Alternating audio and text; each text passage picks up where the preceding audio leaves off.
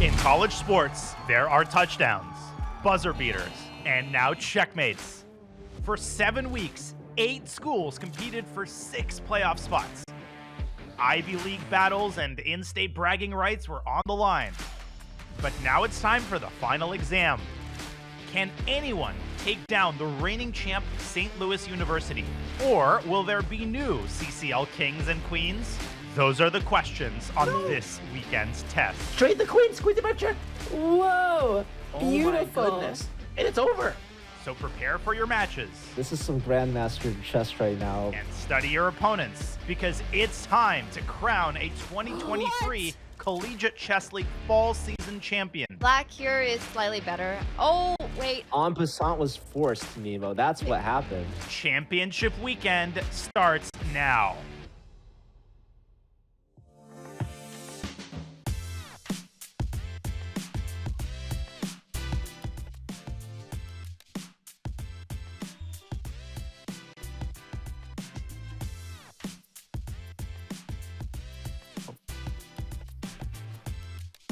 Oh, sorry. Well, that's awkward. Welcome back, everyone, to the 2023 Collegiate Chess League presented by SIG. That happens all the time on broadcast, I promise you.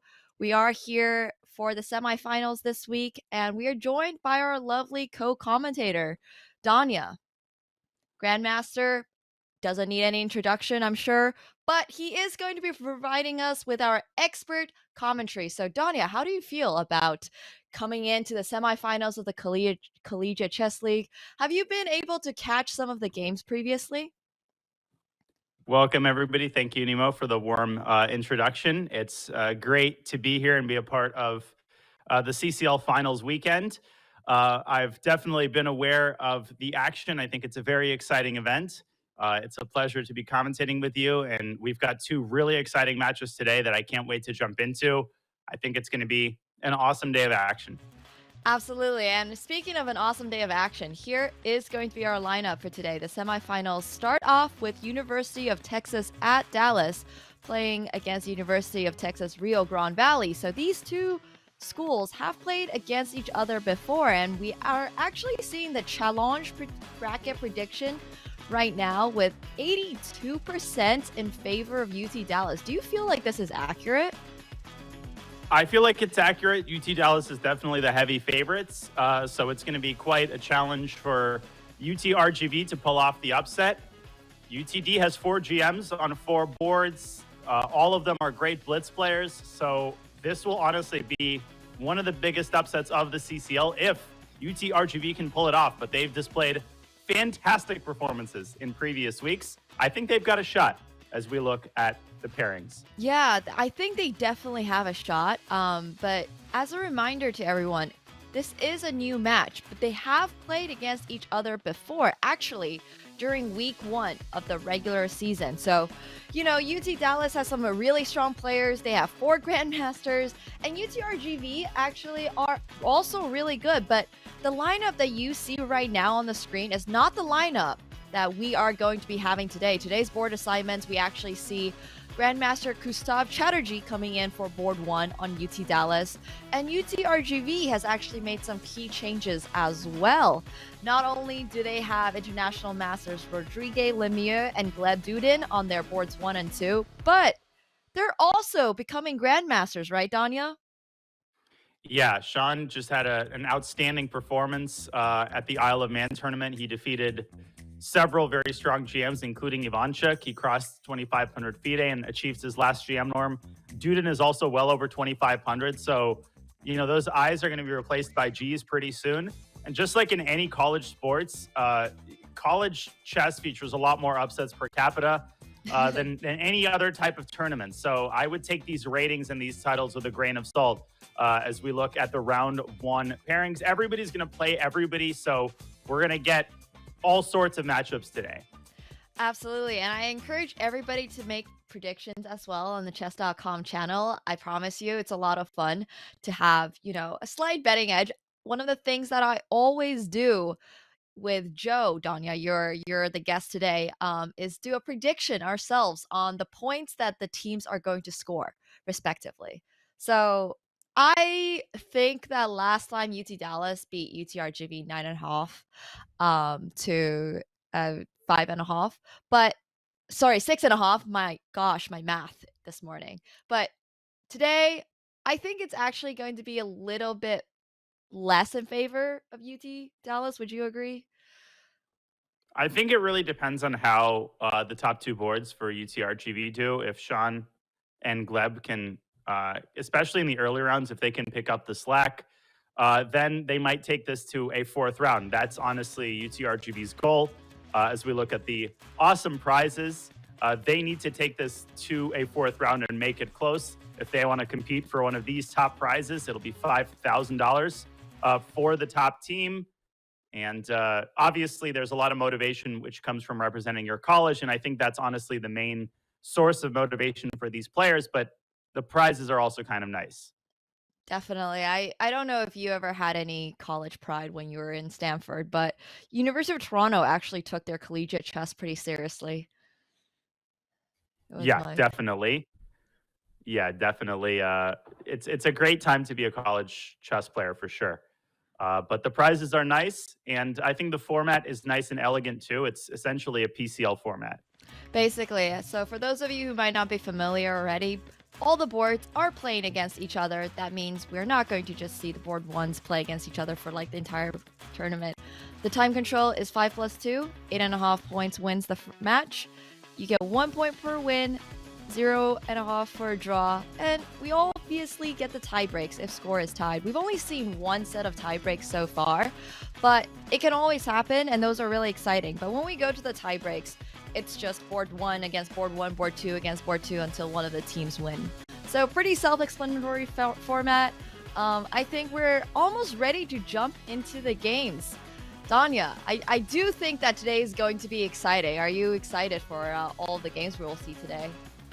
I'm very excited. We're gonna have a great selection of games to choose from. Obviously, there's going to be 4 games happening at the same time, and we'll try to catch the action as it unfolds. The time control is fast, but it's not wild. I mean, there's enough time, I think, to pause and analyze and follow through on some of the key moments.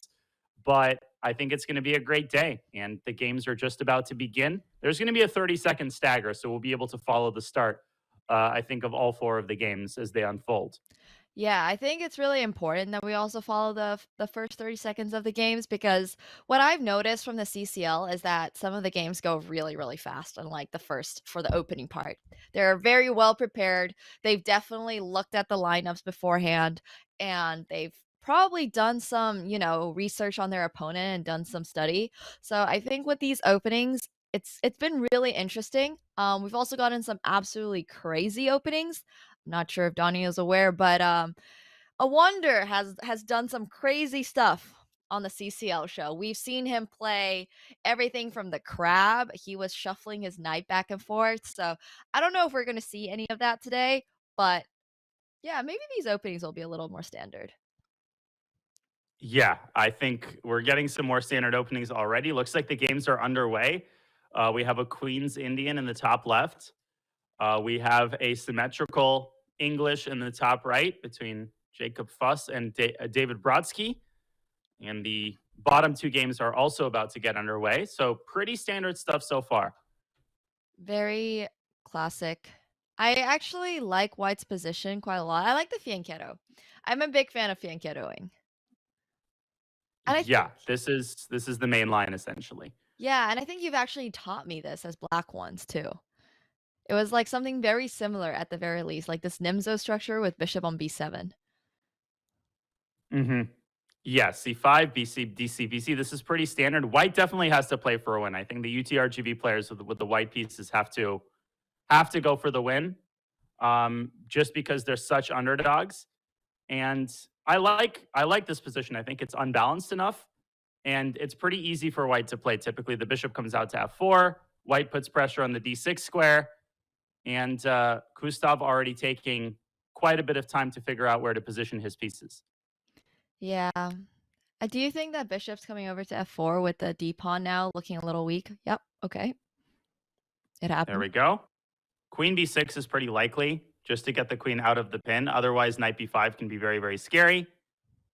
But yeah, already a little bit nasty for black here.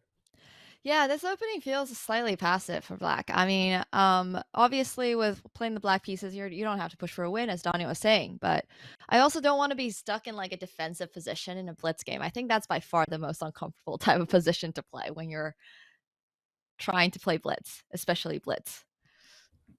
Yeah, definitely. As the queen comes out to b6, hitting the b2 pawn. I've seen this type of structure before. Typically, black will play rook d8, and white will continue to pile up on the d6 pawn. So, okay, the position kind of stabilizes. Maybe we can go to one of the other games, such as Rahul Srivastava versus Gleb Dudin. We'll take a quick look at bird's eye view just to give you Yeah. guys an idea of, the overall health of the games. They can go by really fast. Obviously, 5+2 is it's a bit of a longer time control when it comes to blitz matches. Gives the players plenty of time to, calculate through their moves. A little less of that craziness you would see, I would say. But honestly, Danya, I trust your judgment on that. Do you think 5+2 makes a significant difference over like 3-2 or 3-0 for that matter? Huge difference. I think 5+3 almost to me is I wouldn't call it a rapid time control, but you definitely have time to pause in critical moments. Whereas 3+0, you basically, you need to keep going. You don't have most of the time more than 30 seconds to think. Here we see White already taking something like a minute on his follow-up move, which I assume will be rook a to d1. But there's a case in point. White is taking, a pretty significant think and still has well over 3 minutes on the clock. Yeah, I think that's pretty important. Also, why do you think White is spending a whole minute on rook a to do? Oh! Yeah, this was what he was thinking about, trying to get the queen. Obviously, black is not going to trade because then the knight jumps into b5 and the pressure on d6 becomes unbearable. But black can go e5, black can go rook d8. There's other ways to reinforce the d6 pawn. It does feel like to me the pawn is going to hang at some point, though. Like very, very soon, black is going to have to make a choice about how to defend the pawn, if he wants to defend the pawn, because he can get so passive defending that d6 pawn. I don't know if he wants to do that. Yeah, this is a little bit unpleasant. He's also getting pretty low on time. So a pretty promising position, I think, for the UTRGV player in the early going. But let's go back to the bird's eye view for just a moment and see how the other games are going. On board 2, it's a pretty symmetrical endgame between Fus and Brodsky. That one I think we can probably skip for now. Of the positions we have, I think the most interesting one might be on board 3. Nemo, but I'll give you the final say. Srivastava versus Gleb Dudin is in some sort of a King's Indian attack that seems pretty rich. I am all for the King's Indian attack. I am. Whoa! Oh wow! And he just blundered a knight. Okay. Well, we gotta go to that game now. For sure. I mean, how did this knight just drop? We were looking at it, and it feels like it's one of those things where it's caster's curse. Like, we're about to tune in, and all of a sudden, Black's eval bar is crushing white. Oh my gosh, he just hung a knight. There's literally almost no compensation. This is very encouraging for UTRGV if he can beat back this attack. This was a crazy moment. Black played h6 attacking the knight. Knight h3 is fine, followed by queen h5. White is a nice position. Knight g4. Thank you very much. Literally nothing for the knight other than the h file. White is trying to get his rook to h1, but this is much slow. I think Black is going to go knight g6, and Black could even evacuate his king to e7 when the moment is right. So inexplicable moment there for Shrivastov. Definitely not the best fishing pole tactic we've seen. Can definitely do better than that one. Um, it perplexes me that white sacrificed the knight. I mean, it looked like to me a sacrifice because he spent time on it. It didn't look like he just sat there and didn't realize that his knight was hanging. So I truly wonder if white had actually thought about it and for some reason arrived at the judgment that this is okay for him. And I'm really curious. He is going to go king g2. He is going to go rook h1, and this is going to be quite interesting. But simply knight g5, I think. And Yeah. the problem is that the g6 knight, okay, queen g5 also good. And Black can move the knight away. I don't like queen g5 quite as much. Yeah, I think that square should have been occupied by the knight. Now, White has a tiny glimmer of hope. If White can get the rooks doubled on the h file, rook h2 and rook h1, and then maybe get the first rook up to h5, there is still, I mean, it's a blitz game. Black is down to 2 minutes. Anything can happen. I really don't like queen g5. I think Black is now trying to go d4 and get the bishops off the board. But now suddenly it's getting a little bit more scary. Also, I think rook h5 could have looked really funny because if queen h5, then there was knight f6. Oh, but, yeah. you know, it's an ambitious move for sure. Yeah, it was definitely a possibility. Gleb is down under 2 minutes. Might be getting a little bit nervous. This is a game that UTRGV has to win. I mean, Yeah. Black was gifted a knight, but suddenly it's maybe queen f5 and knight g5 can be considered. Queen f5 and knight g5 seems to be a very nice arrangement. I do think that Black needs to find a way to get rid of all the threats on his h file. So and also that queen, like you mentioned, is feeling very awkward on g5 there. So yeah, he's down to 1 minute, and he's playing bishop to a8. Okay, that was another very strange move. He's just kind of stuck in place, but still he's winning. Knight gf8 is a good defensive move, guarding the other knight. White has to try to keep attacking with rook h5. Maybe push d4 at some point. Yeah, there we go. There's d4, locking up Black's bishop. And Black should try to get the queen side open with b4. Wow. I am not loving Black's position. I mean, I know he's still very much better, but somehow a lot of his pieces are on the back rank. He's just holding on to his h7 knight, really. It feels like in a blitz game, while the eval bar might really enjoy this position for Black, it's kind of like dominating for Black according to the eval bar. I feel like as a human being, playing this position with 1 minute on the clock, being passive and defending is tough. Much tougher on the board than what it might suggest.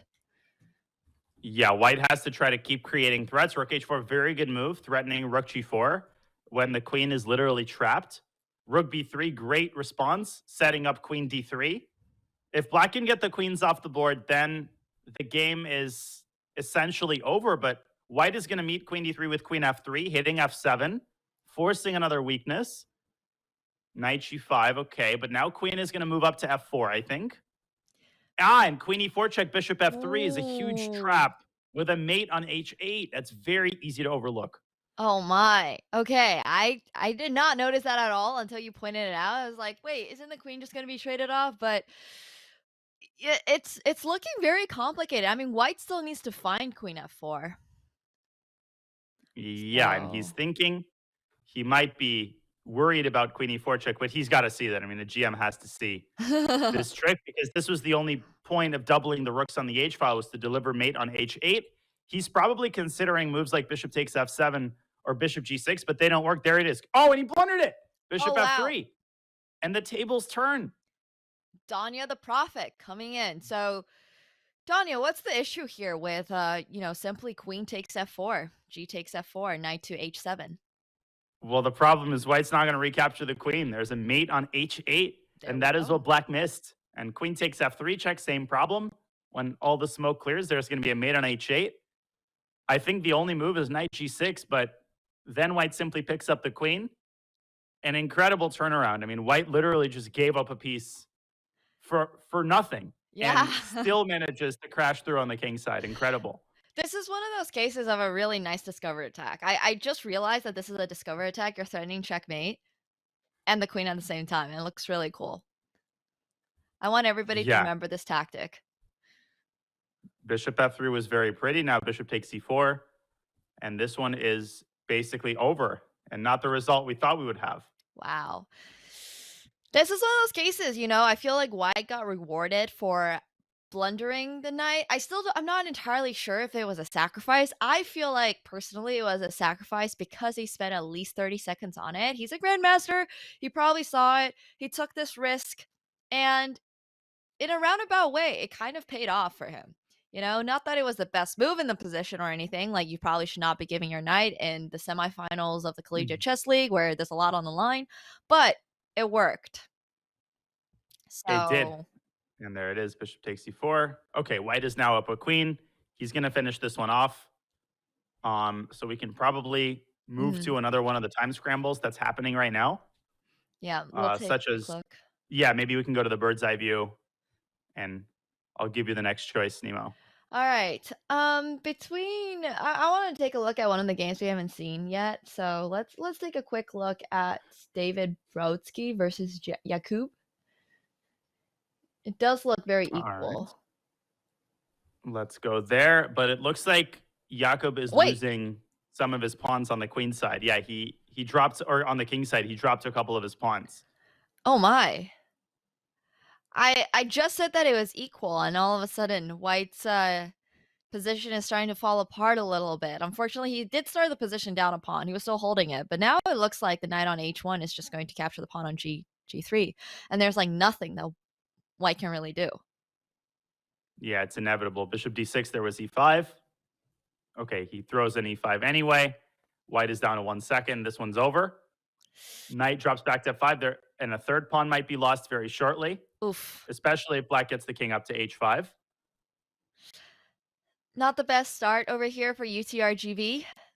They had a lot of chances, definitely, in this very first round, but unfortunately, in these scrambles, it didn't quite go in their favor.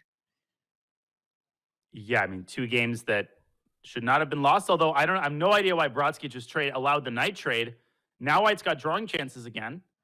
Ooh. How do you draw 5 min- here? King g3? Yeah, king Okay. g3.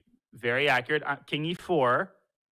With 5 seconds, it's going to be very, very difficult, but I would put the bishop on e7. Very good. And he's got a chance here. Can't ever play king e4 by black because the pawn on f6 drops. So black is like in this little bit of a stuck situation. Ooh. Yep.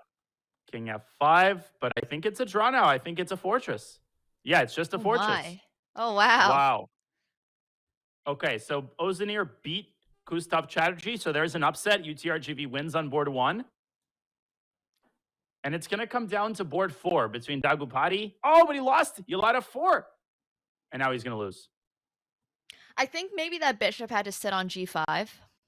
It's an opposite color bishop endgame. So when the bishop's opposite colored, guys, it means that if you control the certain square color, the opponent can't basically move on that at all. And I think that was the big issue here coming in for the white pieces. He had to sit that bishop on g5, defending his e3 pawn, not allow f4, keep his king on g3, and just like shuffle bishop h6, bishop g5, and now it's over. Oof. Brodsky wins. And very, very quickly, I'm just going to move us to the final remaining game, which UTRGV has to try to pull out. Rodrigue Lemo is trying his best, but he's facing tons of mate threats. Ricky 7 check. Oh, knight b2 is an Wow. amazing move. This is a hard position to play with 7 seconds left on the clock. But I think it's perpetual. Yeah, he's got perpetual. Or maybe not. Rook.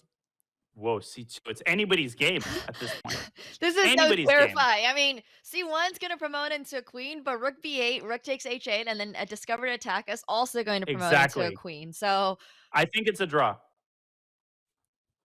this feels like the most nerve-wracking draw of all time if this becomes a draw. This is the type of game where it'll be like, all three results are 100% possible in this position. Black can probably even make a knight. Yeah, there we go. Draw There we go. agreed. Malaji is not happy. He was winning at some point. Mm-hmm. Great save by Sean. And the match is within striking distance for UTRGV. Yeah, I actually said that I thought it was going to be a little bit more in, a little bit tighter this time around. But UT Dallas has 2.5 versus 1.5 to UTRGV after the very first round, and we saw some absolutely exciting games. What really stood out to you? Well, it was a heartbreaker loss by Gleb. He definitely could have won that game, and then UTRGV would have actually had the lead. As it stands, great upset on board 1 by Ekin Ozanir, who outplays his GM opponent. Definitely not a terrible round for UTRGV. They're within striking distance. This is how they need to keep it, but they need to avoid getting blown out in round 2. Absolutely, and I think with the the pairings getting a little bit closer as far as rating goes, I think UTRGV actually has better chances as the match goes on. Yeah, definitely. They just need to keep it close, and the games are already underway. We're looking at the bird's eye view there. Queen's Gambit accepted in Chatterjee versus Foos. Yeah, for those of you wondering what UT stands for, is University of Texas. Both of these schools are University of Texas. One of them is University of Texas in Dallas, and the other is University of Texas in Rio Grande Valley. Yeah, indeed. And Jacob is playing this position now from both sides. He had the white side of this riveting endgame in the previous game, and now the black side in this game. I do have to say the semifinals so far have been absolutely intense. Like the players look like they're here to win. They're very focused. They have that facial expression, he's like covering part of his face. I really love it. This is also the first year we've been able to have player cams for the Collegiate Chess League, so yay. Yeah, player cams definitely make it a more interesting viewing experience, no question about it. For sure. Man, I don't like playing these endgames as black at all. This feels a little bit like going too passively, into this endgame, and you're only playing for a draw. But I don't know, playing black pieces is always tough. Yeah, it's very unpleasant. I think you might have already misplayed it slightly because the knight is coming to c4. It's going to kick away the bishop, and then there's this very unpleasant idea: b3, bishop a3 check. Black's king is obviously less safe than white's, even though it's an endgame. You still don't want to be stuck in the center like that. Bishop d2 or b3 looks pretty solid here. Well, and black is worse. Black is definitely worse. Man, what type of player are you, Danya? I'm a flagger. You're a flag? Okay, I was going to say me too, but these are the type of positions I would basically rather just not play as black. I'd be like, please just get me out. This is such a tough position. Sure. Like knight c5, painful. rook c1. Very, very hard to play. Oh, and we have a raid actually coming in from Anna. Thank you so much. I really appreciate it. We're here with Danya today. We're presenting to you the Collegiate Chess League. Anna is currently playing the European Team Championships, where actually some of these players are playing during the day. They're playing European Team Championships, and then they're playing the Collegiate Chess League, which is pretty wild. Can you imagine playing oh wait, you do this all the time. You play a tournament and then you play another tournament right after. Sorry, not all of us are able to do that, but I was going to say that is so cool that some of these players that are playing here today are actually playing 2 tournaments. Yeah, it's definitely very tough. But I think this tournament is fun for the players. It's unrated, so they can relax a little bit, which is not to say that they're not putting in effort, but I think it's a pretty good bonus after a long classical round to be able to play a blitz tournament. Yeah. At least I always kind of enjoyed that. It's, it allows the players to unwind and play with their teammates, which is fun. But what's not fun is Jacob's position. He's just getting massacred on the queen side here. Yeah, I definitely have to say. Opening choice, not the best. Probably don't play the Queen's Gambit and then, go into a very passive endgame. Definitely not a good way to play. It's also especially not fun when you do it against a Grandmaster because the Grandmaster is not going to make mistakes. Like, obviously, everybody here is really good, but the Grandmaster is not going to like accidentally swap off a piece, let your pieces come back into the game. He's just going to keep up the pressure, as we can see here. The bishop on f3 is just now pinning this knight on d5, and Black really has like no moves. Yeah, I mean, moves. I would keep the tension here with rook fd1. I wouldn't try to force anything. Of course, you could play something fancy like knight to c6, or you could even trade the knight on d7, but keeping the tension is extremely unpleasant for Black because he can't even get his bishop to b7. Yeah. The problem there will be knight d7, rook d7, and then the other knight comes into c5 with a fork. So big moment, and Gustav is correctly pausing here. He realizes that it's important to make the right move here. If he plays rook fd1, I think he wins this game. Outside of flagging, Danya, what's your favorite type of way to win a game of chess? Like, do you like to slowly crush out your opponent positionally?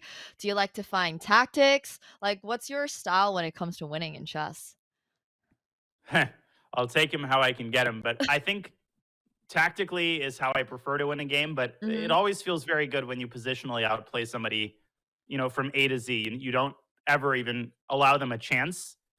You kind of feel the domination, and that always feels very satisfying. But Yeah. White eventually does have to make a move here. Yeah, he can't just sit in this good position for the rest of the game. He actually has to make the choice, but Okay, knight c6, very good. he found it.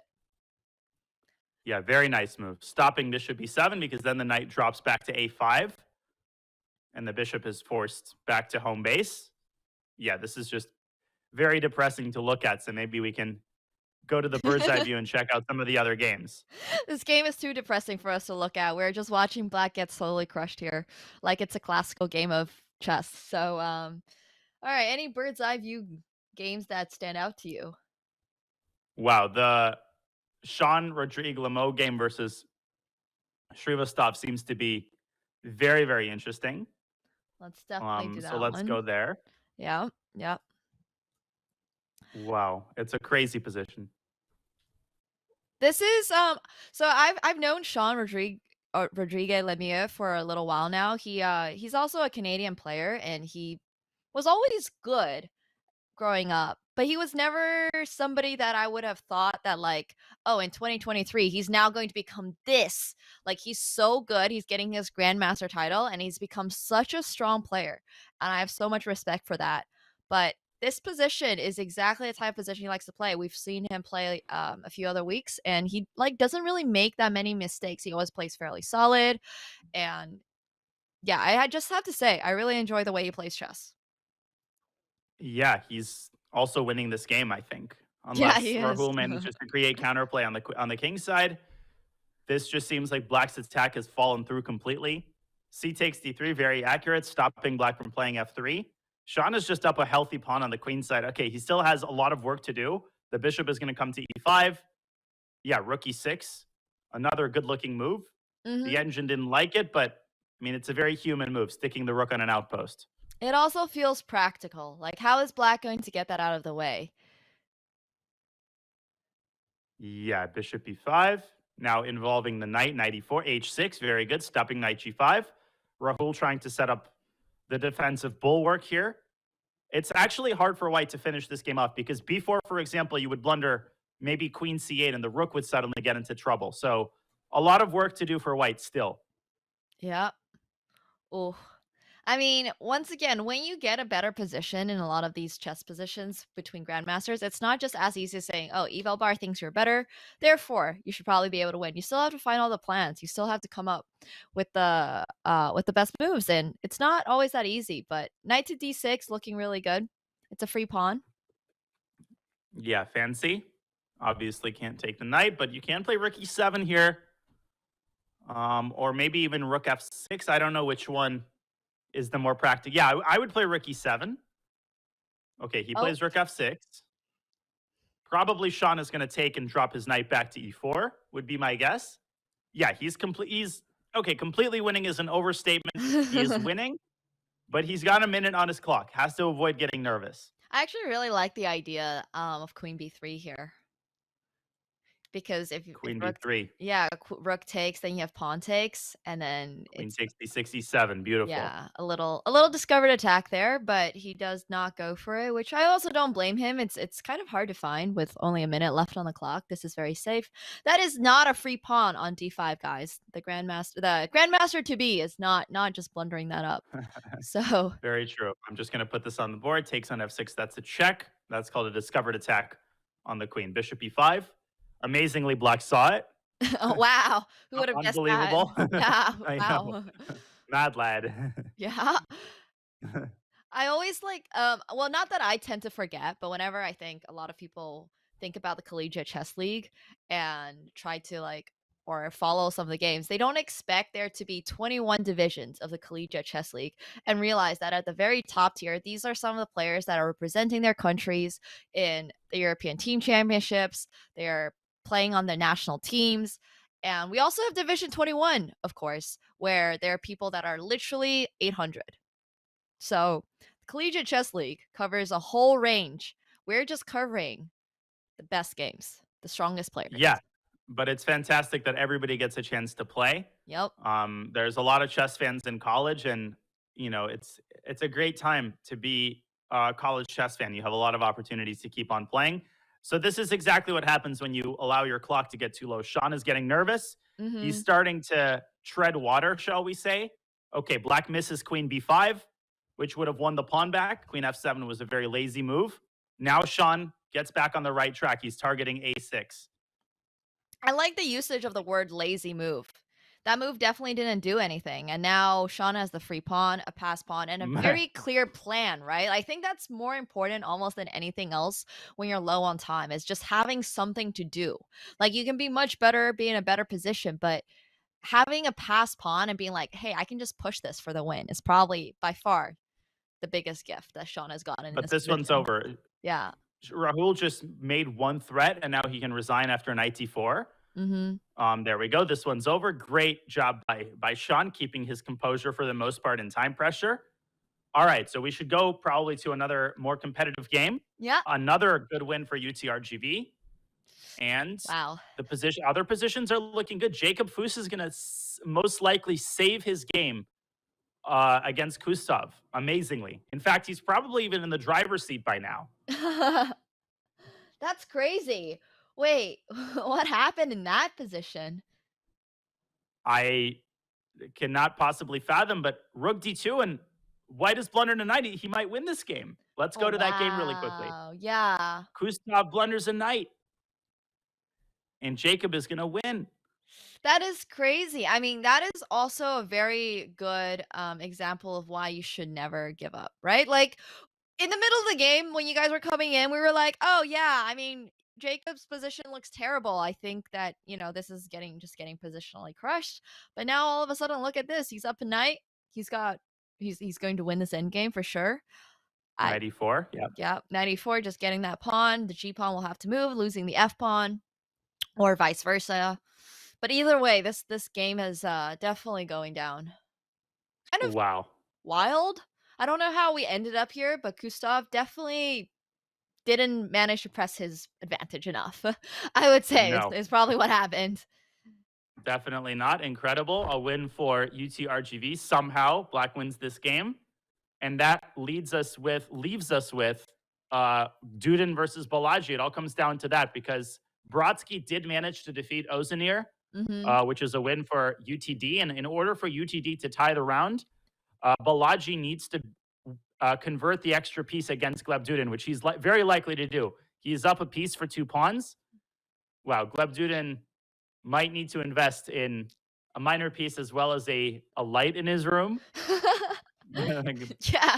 Whoa. Gleb Dudin has been playing the entire season with his window open and no light. That's just been his style. He's just like in his cave. Somebody sponsor the kid with a light, please. We have been kept in the dark about his room setup. Okay, he's trying to create some chances here. E6. The problem is he might win the piece back, but Balaji is going to create a pass pawn on the queen side. But F5, F6 will threaten checkmate on G7. So Balaji has to be very, very careful here with black. A4, fearless. F5, threatening F6. And maybe just King G8. Maybe drop the king back. King G8 definitely feels safe. He does play it.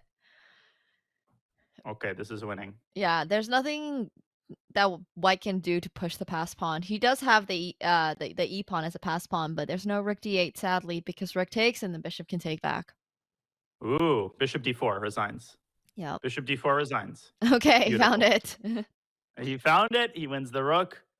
Gleb loses the second game, and a huge win for Balaji to keep that 1 point lead for UTD. For sure. I mean, Gleb not having the best best match so far. We are seeing, 4.5 for UT Dallas and 3.5 to UT RGV. So it's very close. It's very close. If you remember the challenge predictions, they said that UT Dallas was an 82% favorite to win. How do you feel about that now? Very well done so far by UT RGV. They're doing exactly what they need to do. They need to stay close until the last round. And we know that in the last round, literally anything can happen. So if they can keep the 1 point margin, even if it's a 1 point deficit, they give themselves a serious chance. Great job by Sean Rodrigue Lamo winning a great game with the white pieces in the last round. Jacob Foos turning it around as well. Everybody kind of doing their part. Gleb Duda needs to step it up, though. Oh, wow. Just called out right there. Yeah, he's had a frustrating go of it. Maybe turning the light on will help. Damn, Danya does not shy away from calling the players out. I really respect that. I'm usually too nice to say that, but yeah, Gleb Duda, you're single-handedly losing your team the match. Well, okay, I'm not sure about that, but honestly, if Gleb Duda steps it up in the second half, I feel like the UTRGV's chances go up a lot higher. Currently, he is the only player with 0 points. So, maybe during this break, he is going to be checking some more openings, doing some tactics. I don't know what it is, but he has not had the best 2 games. But either way, we are going to let the players take a very quick break. So let's take a moment to shout out the incredible Chess.com college ambassadors and chess clubs who have done some amazing work to spread the game on college campuses around the world. We want to recognize the ambassadors of University of Michigan, IIT Kanpur, Yale University, Rochester Institute of Tech, University of Southern California, University of Benin, and Tulane University for their fantastic representation of chess at their club fair days. Massive thanks to the college ambassadors for all that you do. And if you're interested in becoming a college ambassador for chess yourself, you can use command CAP in the Chess.com chat to learn more. You can join some of these players on broadcast potentially next season. So stick around. The CCL semifinals will be right back after a quick break.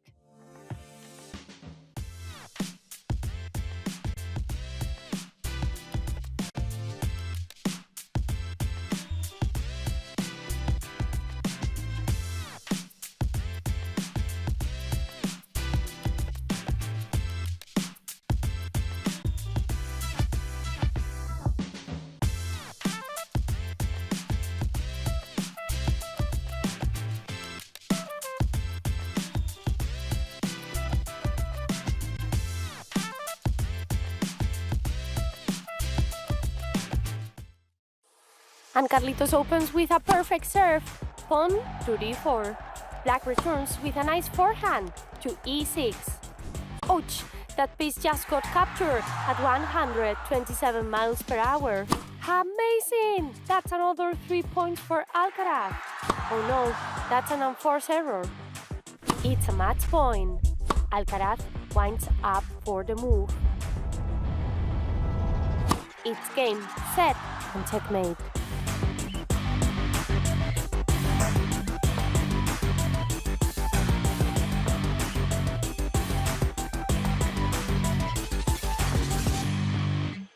What's the best way to follow any chess event from the Champions Chess Tour to the Candidates, Speed Chess Championship, Title Tuesday, FIDE World Championship, and so much more? Chess.com/events has all of the top chess tournaments played both over the board and online.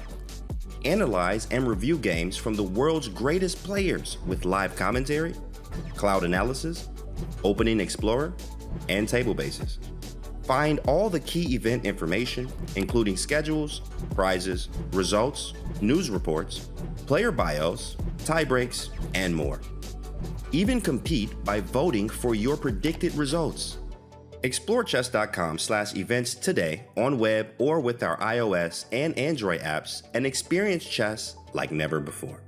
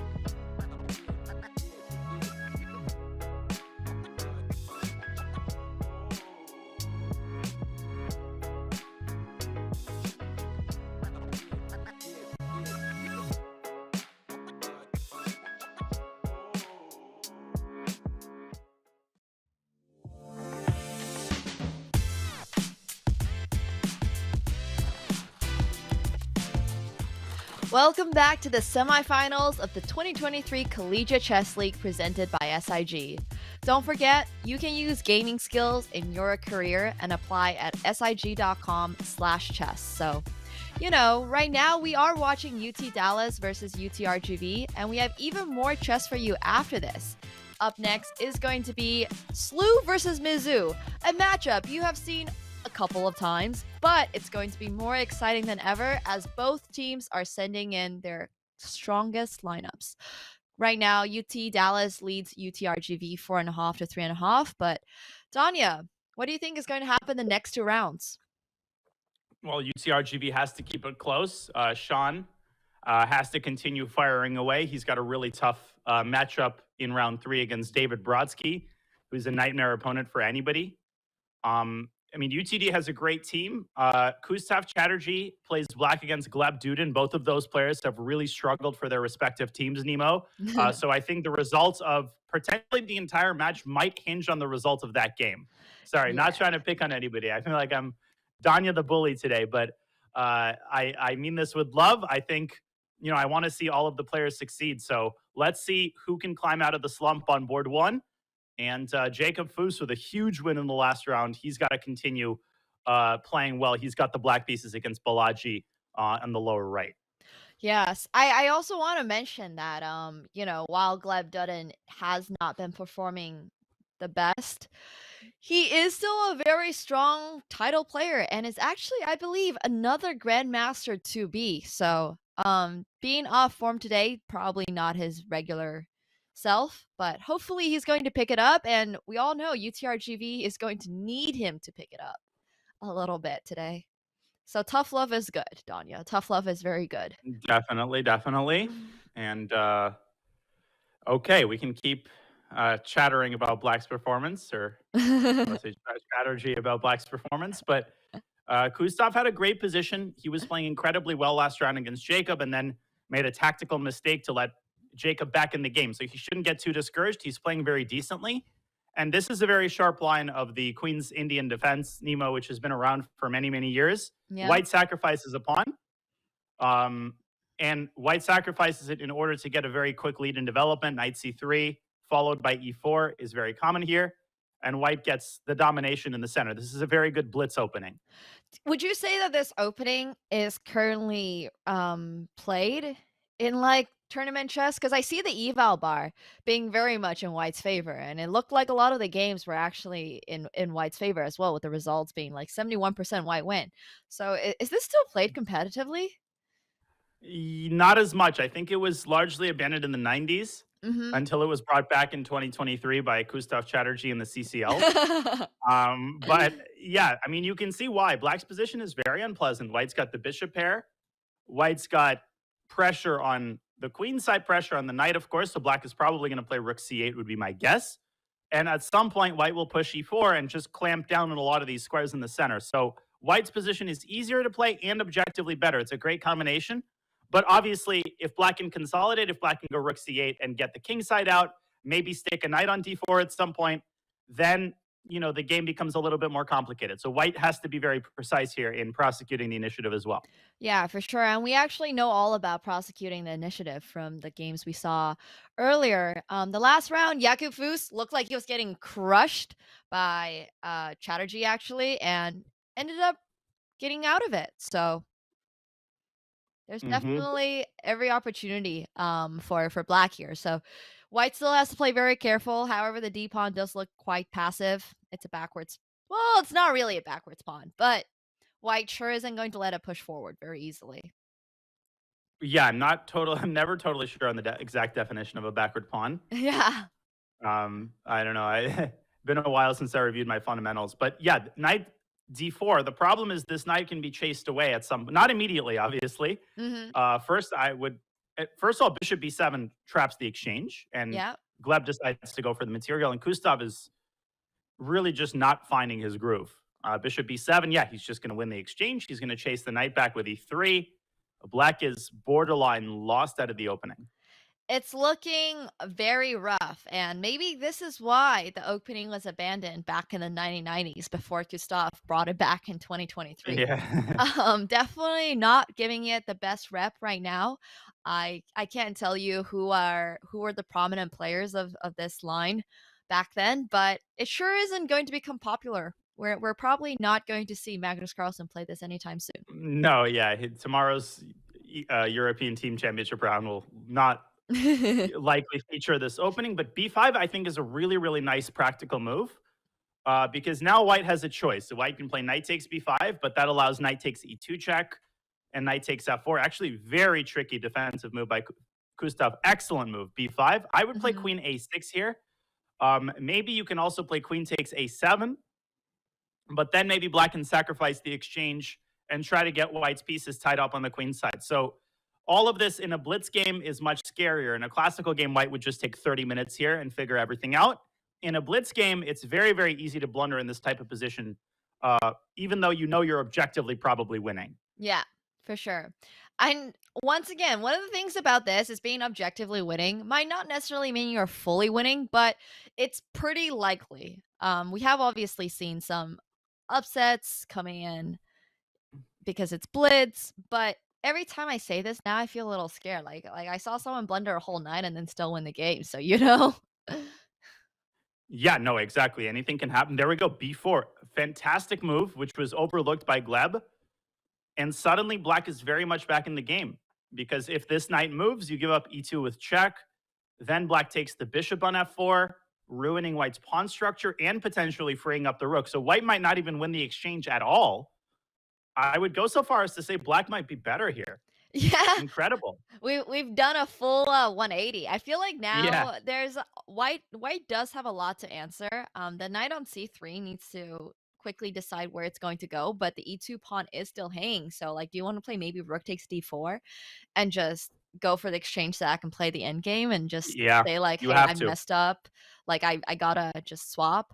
But Yeah, you have to take on d4. And this is the reason, why in this position white had to play queen a6, because here after b4, the pawn on e2 would have been protected. So white had the move knight a4. Whereas in the current position, yeah, here black finally does lose the exchange because mhm. the queen guards the pawn. Compared to this position, now after queen a7 before, the same move allows knight takes c2 check. So this subtlety is very easy to see in classical game, but in a blitz game, as Sikara would say, Daniel would probably see in some classical game and blitz game, be a little bit hard notice. Now I think black is a pretty good position at knight c6. Yeah, definitely. I mean, once again, it's blitz, not classical. So it's a very different pace from some of the other games. No, but what is he doing? Yeah, okay. What did black why did Knight black not c6. oh He had to no. play knight c6 here, just dropping the knight back, forcing the trade and liberating his rook. Because the That knight was on an awful move. c3 is Now rook b1 and the rook is trapped. still. The whole point of Yeah. this, Gustav, was to get your rook untrapped. This I think okay, c4 and c3 maybe. yeah, he's trying to go for the connected passers, you think? Oh, but white's just gonna take on b2 right after. There's Or even nothing. now. Or even now, there's once again the rook is still trapped. And now, even if you untrap it, it's going to come at the cost of both of your queenside pawns. So, for instance, rook takes b2, c3, rook b3. Yeah, he decides to take. And now he's just going to move his bishop back calmly. c2, and he's going to give up one of his rooks, but try to win both of black's pawns in return. So, it's very complicated. But at the end of it, Nemo, I think white is going to be left with an extra passer on a2, as well as the bishop pair, if Gleb can navigate these complications accurately. Yeah, this is not looking very good for black. I mean, he had so many opportunities to actually not end up in this situation, but then I think he played I think he really played taking on c3 a little too fast there. It feels like he didn't think at all about knight c6. He didn't think about the possibility that he could get his rook out and just resign himself to losing the exchange at the very least. And at least he's trying to complicate the position. Yeah. By the way, a total disaster for UTRGV on board two. Sean is going to lose against David Brodsky. By the way, very well played by Gleb. He's doing exactly what he needs to do. What he needs to do then. And let's go quickly to the Sean Rodrigue Lemo versus David Brodsky game, if we can. Yeah, we'll take Because yeah, it's a disaster for white. I mean, we're taking a quick look at bird's eye view right now. You can see that the evo bar is completely winning for Gleb, which is good because we do want him to win a game. However, not at the cost of Sean potentially losing this game, which is going to be coming up. Whew. There it is. That's it. Queen takes c6, and at the end of the line, the knight on a4 is simply trapped. It has no squares. It's controlled by the bishop and by the knight. Sean, I think, might just resign here. He's just down a piece. Yeah, a lot of lost pieces recently. I feel like today Yeah. we've seen people lose their minor pieces a lot. And sometimes win the game afterward, but here Yeah. there are no attacking chances. Rook c1, by the way, there's queen takes c1 check. Very important detail. And white's back rank. White gets back rank mated, so that's it. David, another big win.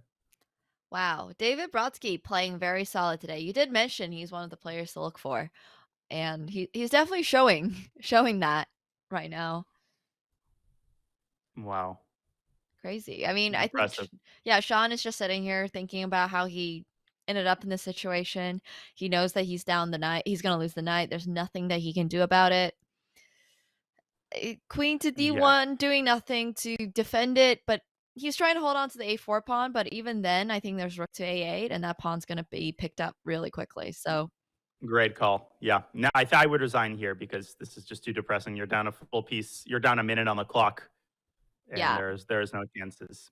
I mean, you never know. You never know, but it is going to be hard. So Let's take a quick look at Bird's Eye before Yeah. picking one more game potentially to look at, as this game is going to get wrapped up. Okay, so yeah, Gleb has to win because the wheels are coming off on some of the other boards. Looks like wow, Mhm. we should go probably to the Rahul Shrivastava game, if that's okay with you, because it's very, very sharp. Let's do it. Let's do it. And Boris is turning the game around here. He seemed to be losing earlier, the Turkish player Mhm. representing UTRGV, but now White is likely to lose his C6 pawn. And if he loses that pawn, he loses his whole initiative. Yeah, when your whole game lies on a pawn, I feel like that's very nerve-wracking to play, because not only do you have to avoid getting potentially checkmated in this position as well, you also have to think about that's your only play. You lose that, you also lose the game. So like, it's hard. This is such a hard position for White to play, but at least Black has, 30 seconds. Yeah, bishop f4. He's lost the pawn. Maybe bishop h3 can be tried, but White has to be very careful not to get checkmated on h1 at some point. So that's why he moves his king to safety. Oof. Okay. Very complicated position. Anything can happen. Absolutely anything can happen here. Yeah, definitely. I mean, also with the time running short,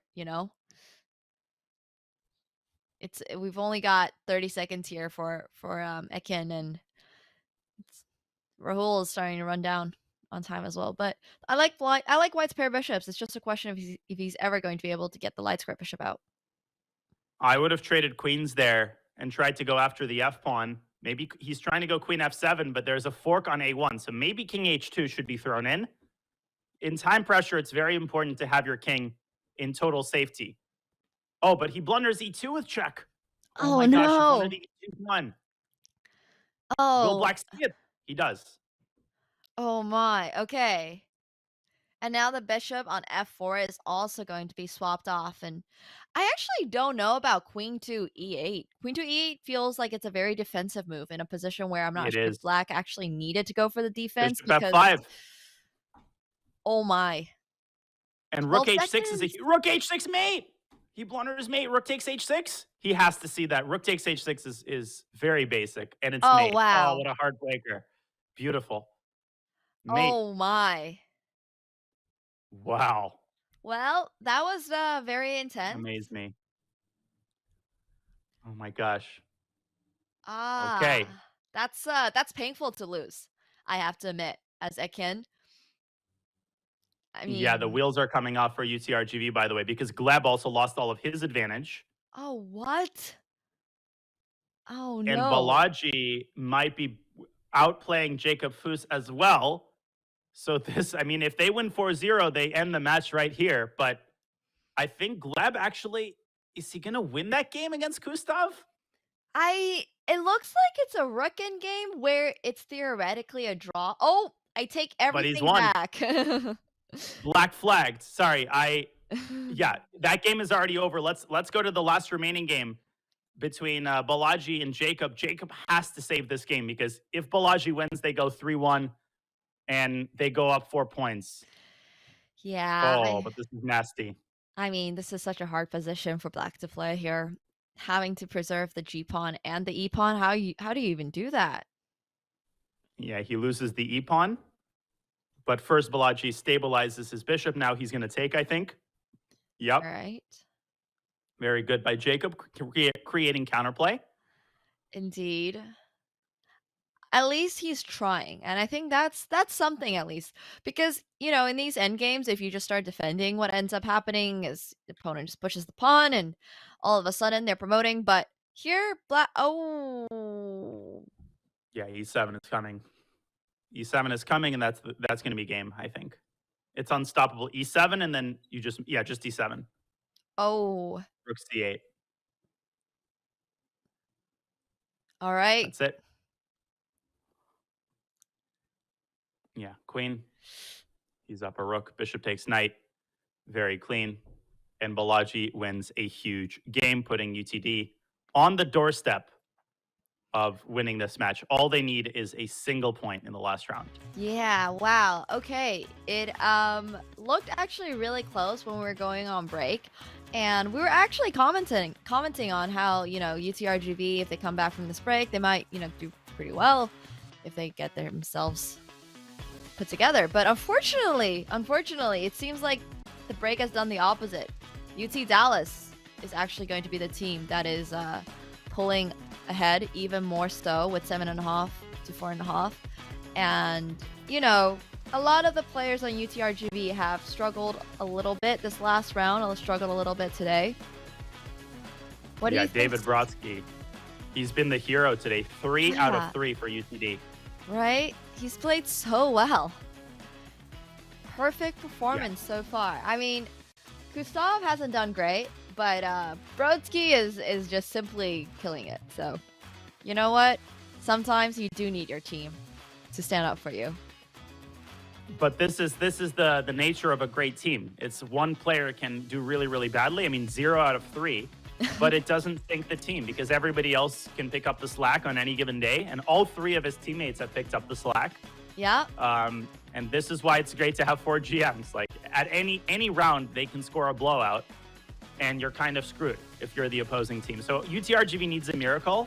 Now, I have an interesting story. It's a heartbreaking story.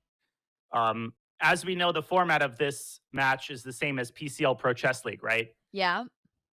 I played in the Pro Chess League for many, many years. And there was one time representing the California Unicorns that we were playing Minnesota. And we were up 7.5, 4.5 going into the last round. And all we needed was a draw to force the tie breaks. And all we needed was a single point to win the match. Oh, God. And we lost 4-0. We lost on all 4 boards. I lost to Andrew Tang with white. Wait, what? My teammates all lost, and we lost the match. So this has happened before. Really? Yeah, it was. Ouch. I remember losing my game and being, okay, I'm sure somebody else won. It's okay. So I start checking board by board. Okay, he lost. And then it just sinks in like, oh my God, it actually happened. How do you think that happens? Like, is it just really, really unlucky? Like, everybody felt so much pressure. Do you think there was anything that caused that? Or was it just like, yeah, this was a complete fluke? Like, this just happens sometimes. That's so I think heartbreaking. it's a combination of being a fluke. The opposing team tries very, very hard. And also kind of like the bystander effect, where something is everybody thinks that their teammate is going to be the one to win. So they kind of subconsciously relax. And they think, it's okay if I lose. I've got great teammates, and everybody ends up losing, so nobody actually pulls out the point.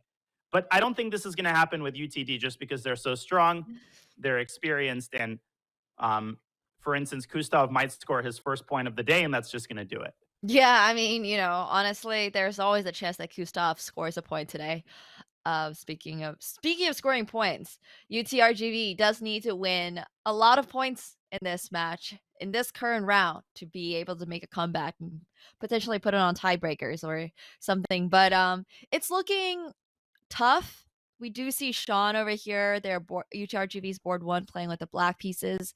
A little harder to push for the win with black, and also with this opening choice, but that's a different story. Yeah, I mean, as black, you just need to play what you normally play and take your chances as they come. I actually like Sean's position. He's going to go rook c8. He's got a very easy position to play, and white's going to have problems with his queen, especially, I think, once black plays rook c8 and queen b8, there's going to be pressure on the c file. Sean has definitely solved all of his opening problems. Yeah, Sean definitely can come up on that really soon. And I'm just more surprised by the fact that, like, that last round felt really rough. It felt like it got worse and worse for UTRGV as the match went on. And I'm almost more surprised about that because although every single person on UT Dallas is a Grandmaster, Sean and Gleb are both Grandmaster elect. So meaning they have their 3 norms, they've hit their rating, they're just waiting for FIDE to put the stamp on their paper. Mm-hmm. So that can be a little bit nerve-wracking though, but yeah, they definitely have the norms, and even if something were to happen, they're strong GM strength, so it's not like they squeaked by.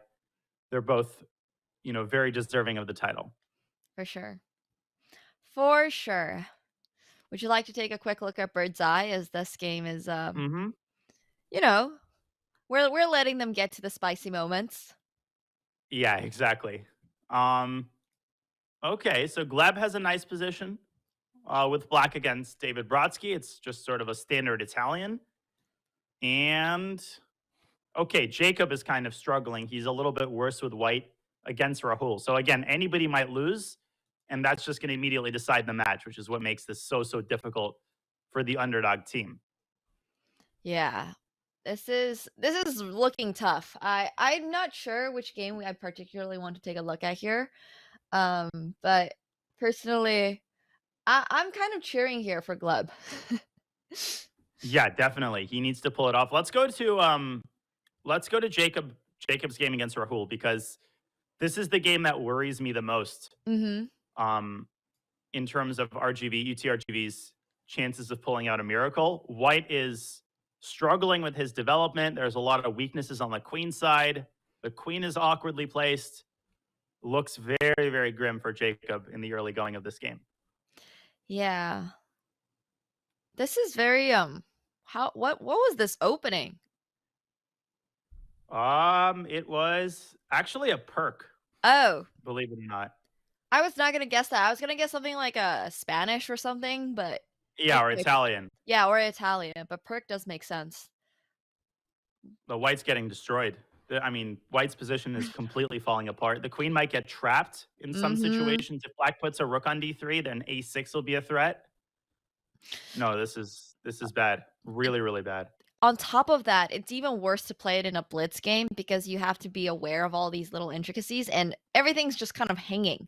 Like, one of the things you really want to do in chess is make sure all of your pieces are defended. Like, in general, this is not necessarily just a, like that's just a rule of thumb. You want to keep your pieces defended. Here, it feels like nothing of Jacob's is defended. Like, the pawn was hanging. Now after knight takes b3, the c pawn's going to be hanging. The queen is still hanging out on b5. Like, what's going on? Yeah, this is disastrously bad. By the way, Gleb is actually close to winning his game against David Brodsky. That would be huge.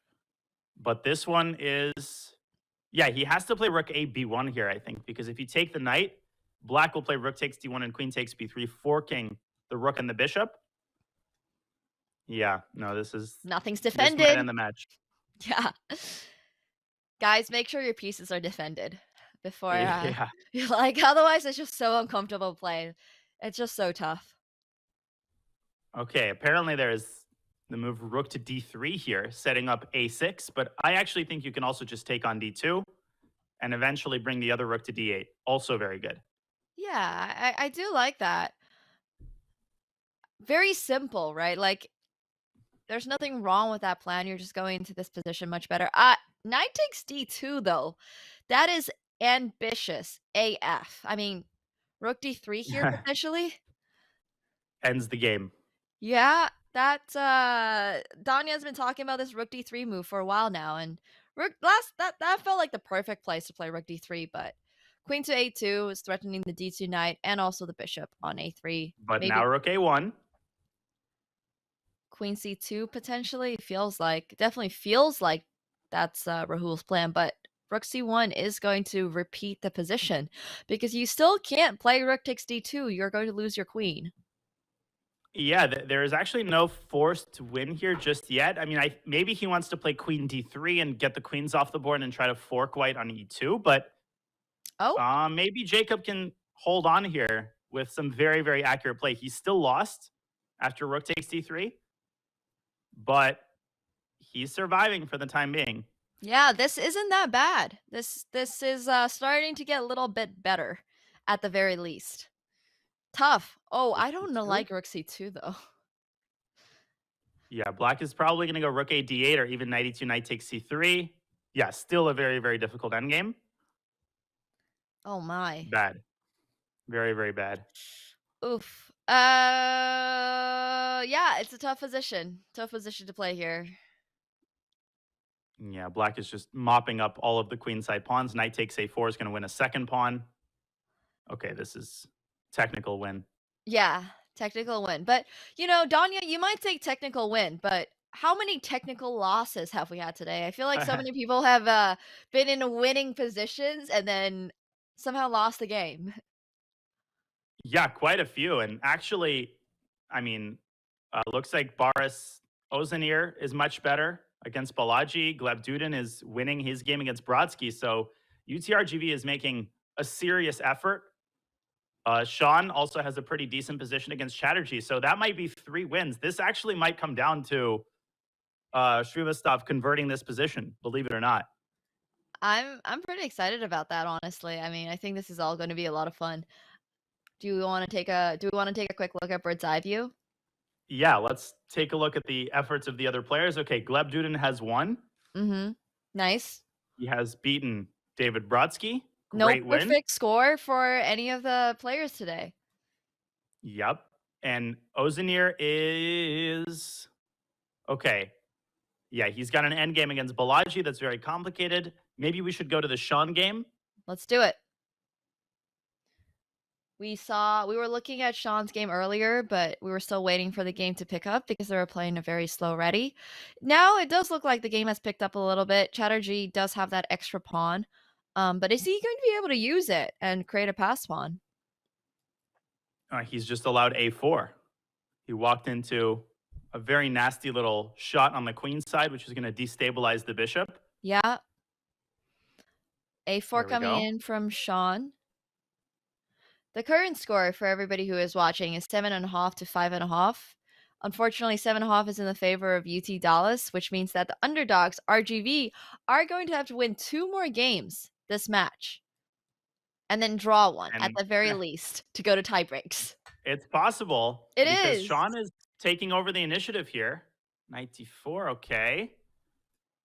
I mean, reasonable move in White's time pressure. It's bishop d5, though. Very strong response. Now the knight is actually attacked and has to probably go back to f5. Oh. Sean Yeah, missed it. this is definitely very tactical for an endgame. Like, the eval bar might say that it's equal, but practically, I would say this game is very unclear. Very. Anything can happen. It's first blunder decides the game, I think. First Rook e4, blunder great move. deciding the game is definitely a good way of putting it. But Happens it with these seems split like, games a lot. yeah, but Black is losing the thread a little bit here, I think. Yeah, the knight's on c2. Yeah. And what is it doing there? What is it doing there? I'm always looking at these like, yeah, I was going to say there's some back rank ideas, but there is always a escape square on f2 for the white king. And actually, he's actually going to create the h4. So he's going to play h4 to create the h2 square as well. Potentially even to play h5. I don't know. Mhm. h5 might be fun. Very good. Very good multi-purpose move. Now, rook e7 is possible because you can't take the bishop. The queen makes contact with the other rook. He goes king h2, though. Also very good prophylaxis. And White is now firmly in the driver's seat. Yeah. Unfortunately, Sean might have lost the threat, so it's looking like it's more in favor of UT Dallas. Not that they weren't already winning. Oh, but rook to g5 definitely not as strong as rook to e. Oh, well, couldn't play rook e7 because the bishop on d5 drops, but I'm not sure But about sadly- letting. Yeah, go ahead. I was gonna say I'm not sure about letting the opponent have the e file. Yeah. But unfortunately, Shrivastov has won.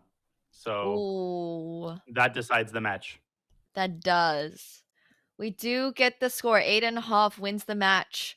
So we are getting that in now. UT Dallas is going to move on to the finals. It doesn't mean that these games aren't, they're still going to be playing. Oh, Whoa. and yeah, queen a1, queen e1 now is a decisive maneuver. Queen d4, queen f2 does the same thing. Wow. And Sean is probably going to win this game, and Ozanir is better in his game. So this is likely to turn out to be much closer than expected. Yeah, knight f1. And it's over. Oh, wow. That turned around so quickly. The moment that Gustav gave away that e-file, I was feeling it. I was like, now Sean is going to have a slight advantage or at least be pushing a little bit more, and it's so hard to defend in blitz. But that's so unfortunate that their teammate already lost. Otherwise, this could have been a really, really tight last few seconds. Yeah, not Gustav's day. 0 out of 4 makes his teammates' performances all the more impressive. Wow. And Imagine winning a match where one of your teammates wins 0 games, has actually negative impact on your match. That's incredible how strong they are. This game could end in a draw. It could also end in a blunder. We'll It see. could also end in a blunder. I love that. 55. Very good. Knight d7, potential threat. Although I would play b4 here. I think these players wish they could play like you, Danya. I I'm don't know. I sure. wish I could play like them. F6. I would personally not want to play like Chatterjee today, but I'll take anybody else on the lineup. But why did he go to a6? Why not to c6? And White's winning. And White is actually winning here. Unbelievable. So UTRGV is likely to go 3-1. Jacob Foose is going to be kicking himself. Yeah. Because if he had made a draw, he would have saved they would have saved the match and forced a tiebreak. Yeah. If he would have won, they would have gone 4-0. That would have been so crazy. If he had won, then it would have actually been UTRGV that's going into the finals. So Insane. wow.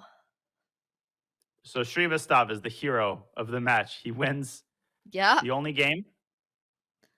Or wait, still Balaji's still trying, but he's down a rook. Well, he has to see his teammate scores, right? There's no shame in resigning now. But I'm not sure if he's checking his teammate scores and is just playing on for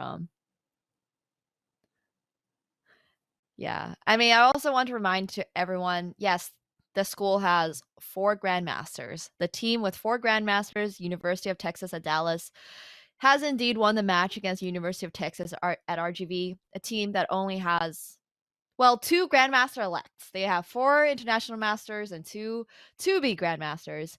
But reason that these schools are so good is because they are offering scholarships to very strong chess players to study at their schools.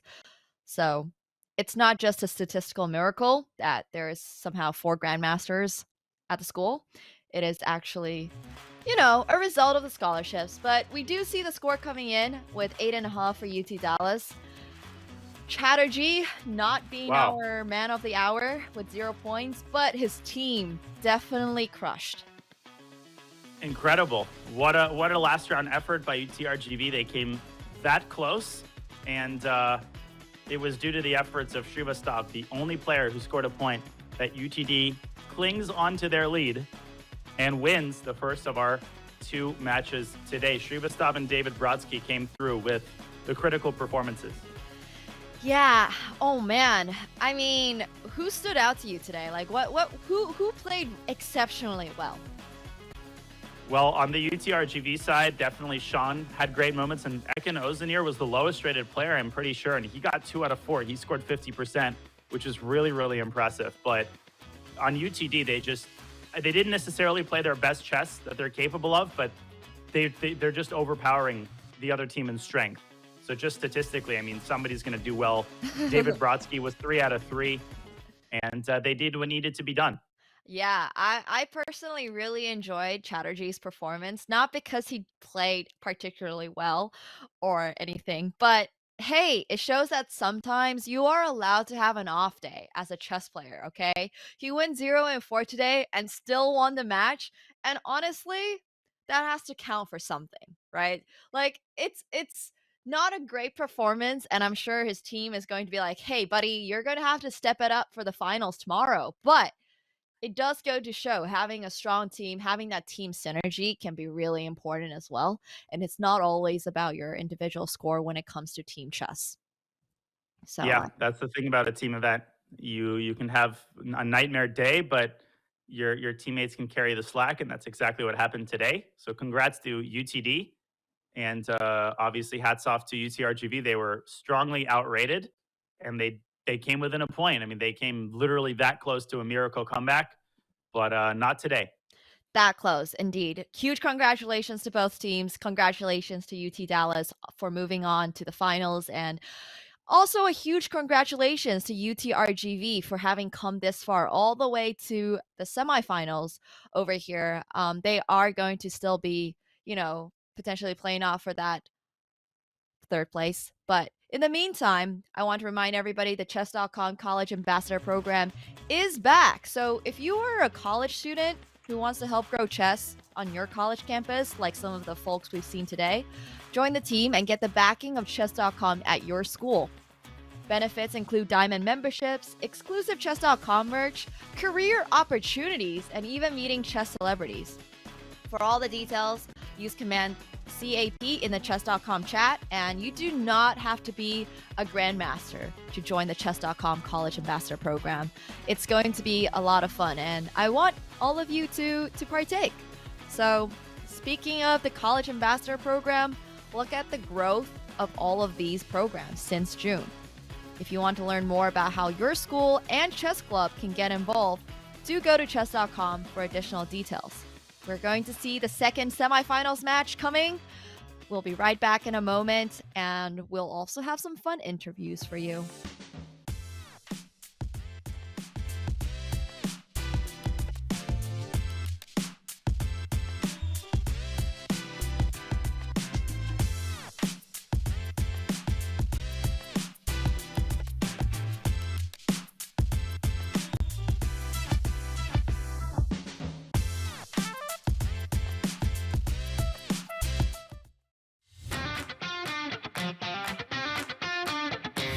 I'm International Master Alex Banza, and I'll be presenting you Silman's complete endgame course from beginner to master. Besides what you will see from Mr. Silman, I'm gonna try to do my best and share with you some of the insights that I managed to steal from my coach. Trust me, you have never really imagined something like this could be compared to chess. You will notice that the difficulty of these positions will kind of increase exponentially as long as we progress with the series. Let the games begin. Knight takes on a3, bishop takes on a3, knight b5, targeting your bishop, targeting the pawn. You have to keep the bishop on the diagonal. Knight takes on c3, defending my pawn. Knight e2, but after the stunning knight to b1, threatening pawn to a3, pawn to c3, threatening b2, threatening a2. There is just no way to stop. Improve your endgames and start crushing your opponents with this very evil playstyle.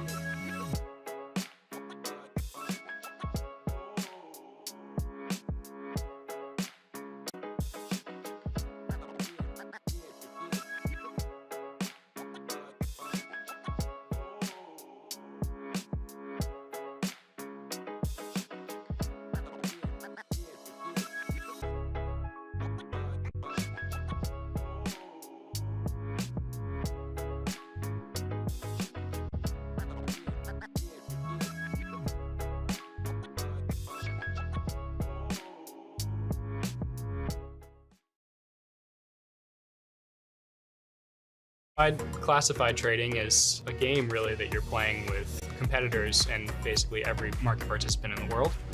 My path, I came in as a poker player, but I think that the main thing that everybody has in common is a sense of competitiveness and interest in gaming and strategy in general. Yes, you can actually use gaming skills for your career and for something to do on a day-to-day basis.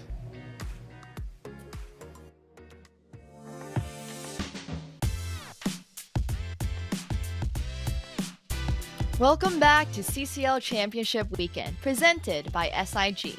Semifinal number 2 is only moments away, but before that begins, earlier this season, my other co-host and CCL commissioner, Joe Lee, caught up with Chess.com CTO, Josh Levine.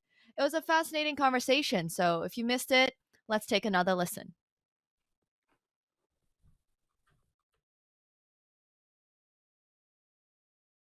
Welcome back, everyone. And with that, before match 2 begins, it's time for our career opportunities for chess enthusiast segment presented by SIG.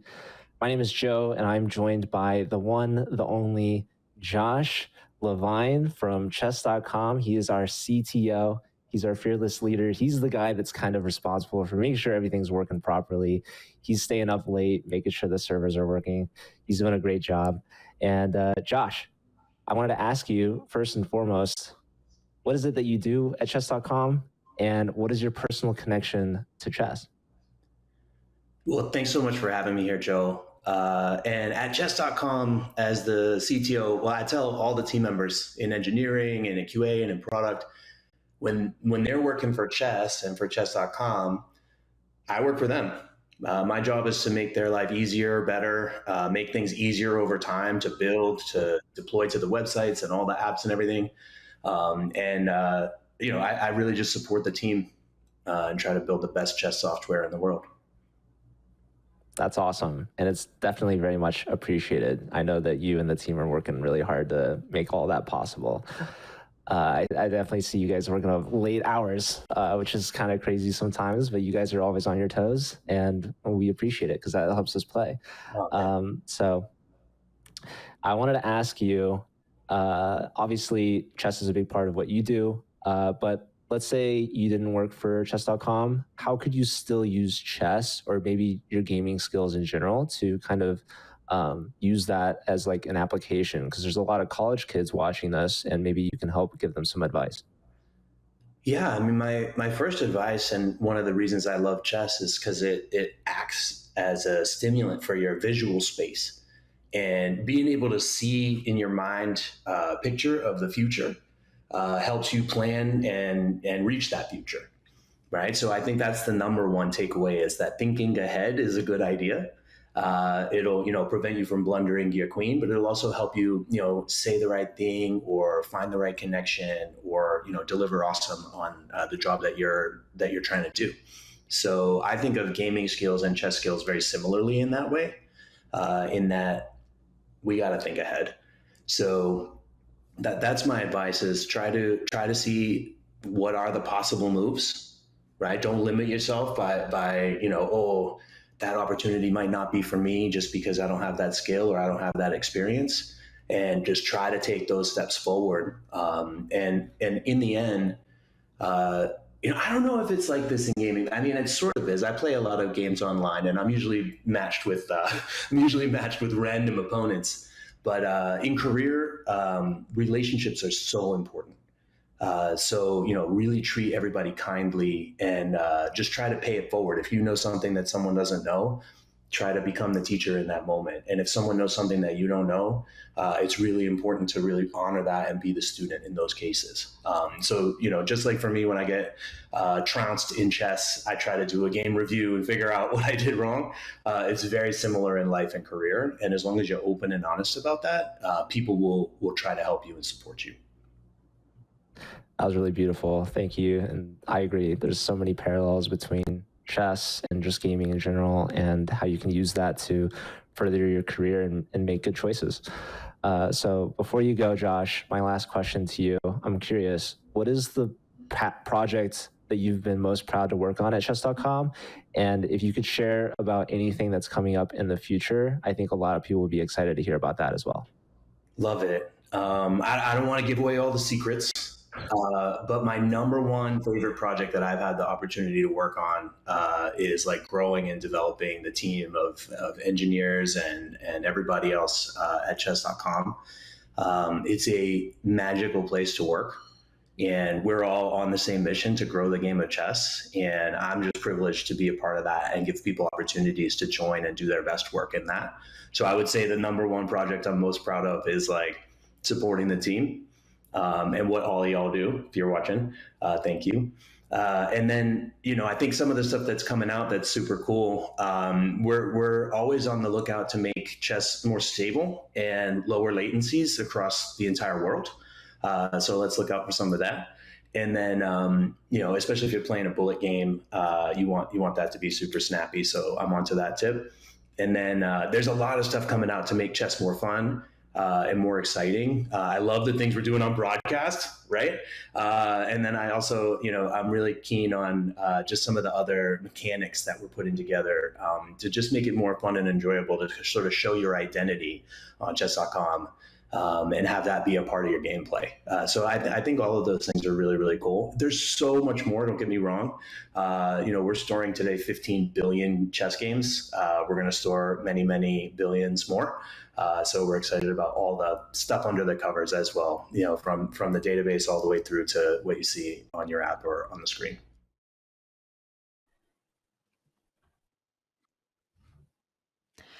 Well, thank you very much, Joe, for the interview with Joshua Levine. Definitely very insightful to get to know all the inner workings of Chess.com. Danya, do you know how many employees Chess.com has? I do not. I feel like it's when people ask the distance between, the Earth and the sun, and I have no idea if it's 10,000 miles or 100,000 miles or a billion miles. Like I don't even know the order of magnitude. Give us your best guess. My best guess would be 200. All right. Well, I have insider information that Chess.com has around 750 employees. Yeah, it's pretty wild. And I have like so much respect to every single person that works at Chess.com. And obviously, Josh Levine gave us some great insight. There were so many things there that I had no idea about. But we are actually going to be interviewing a very special guest. So Ella Papanek is going to be joining us in a moment. Don't forget, this is the CCL Semifinals presented to you by SIG. And also,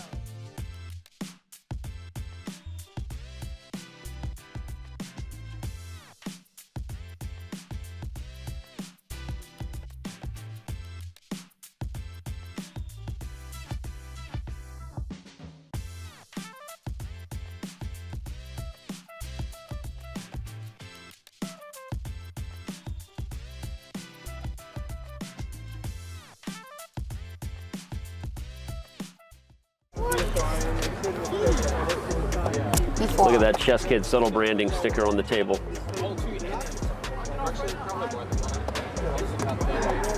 I forgot. Danny played this against me and he won, so I'm sure you're in good hands. Yep. I think it was an accident. I think I blacked out for those first two games. Oh yeah, isn't that the one with this?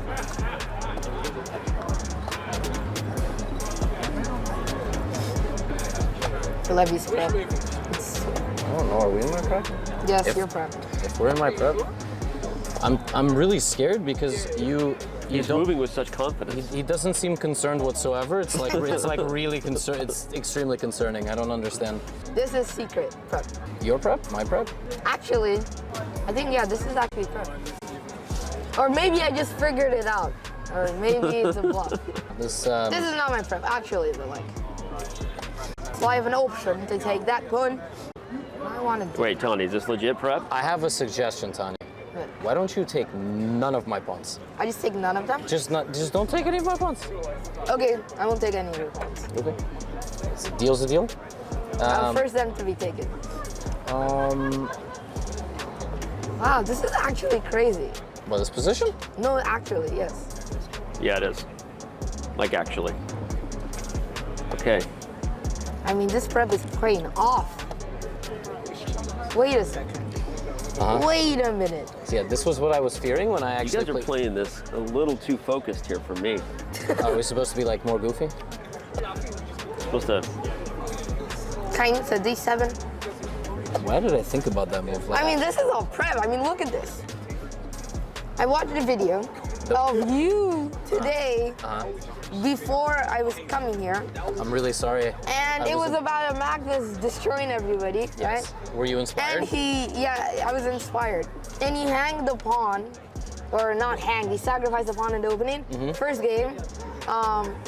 And he sacrificed the pawn to have major counterplay. Okay. And I'm inspired by this. So I'm doing exactly what he did. But you're giving me way more than. Am I mated? Yes, you are. Am I really? Yes, you are. Oh. Wait a second. Wait. Oh my God. Yes, you I are. think I'm missing my wallet. It's not a good thing, everybody. Yay. Yay. Everything Wow. worked out. That was an epic game. What are we doing? We can't be awkward. We gotta do this one. There you go.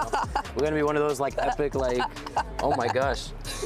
That was so inspiring. casual. That was just like. This whole time I was like, my king is safe.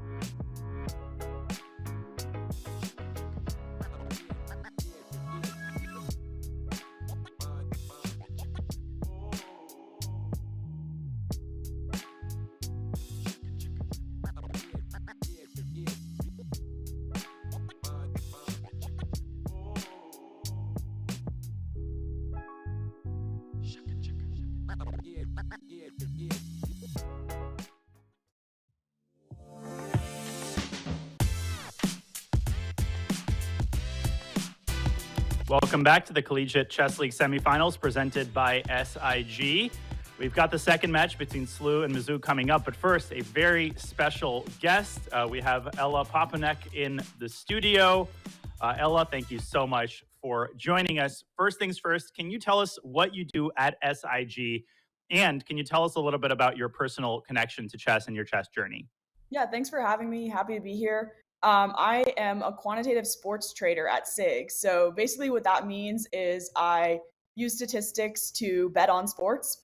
So I've been a lifelong football fan and have been involved in the sports betting space for a while. So it's kind of the dream job for me. I got originally involved in chess when I was about 9 years old. My younger brother taught me, and I beat him in my first game against him. So I thought, maybe this is something I would be good at and would like to learn more about. So I was just playing in local parks growing up. I grew up in New York City, so everyone knows the Washington Square Park and Union Square Park Hustlers, so played a lot with them. Used to go to the Marshall Chess Club all the time and play with the people there, and then kind of continued that into college, just playing with friends and getting more competitively involved then. That is so cool, Ella. You also interned, we heard, at the Cleveland Browns, where you helped to create a player projection model. What did you learn during that time there that you're now applying to your position at SIG?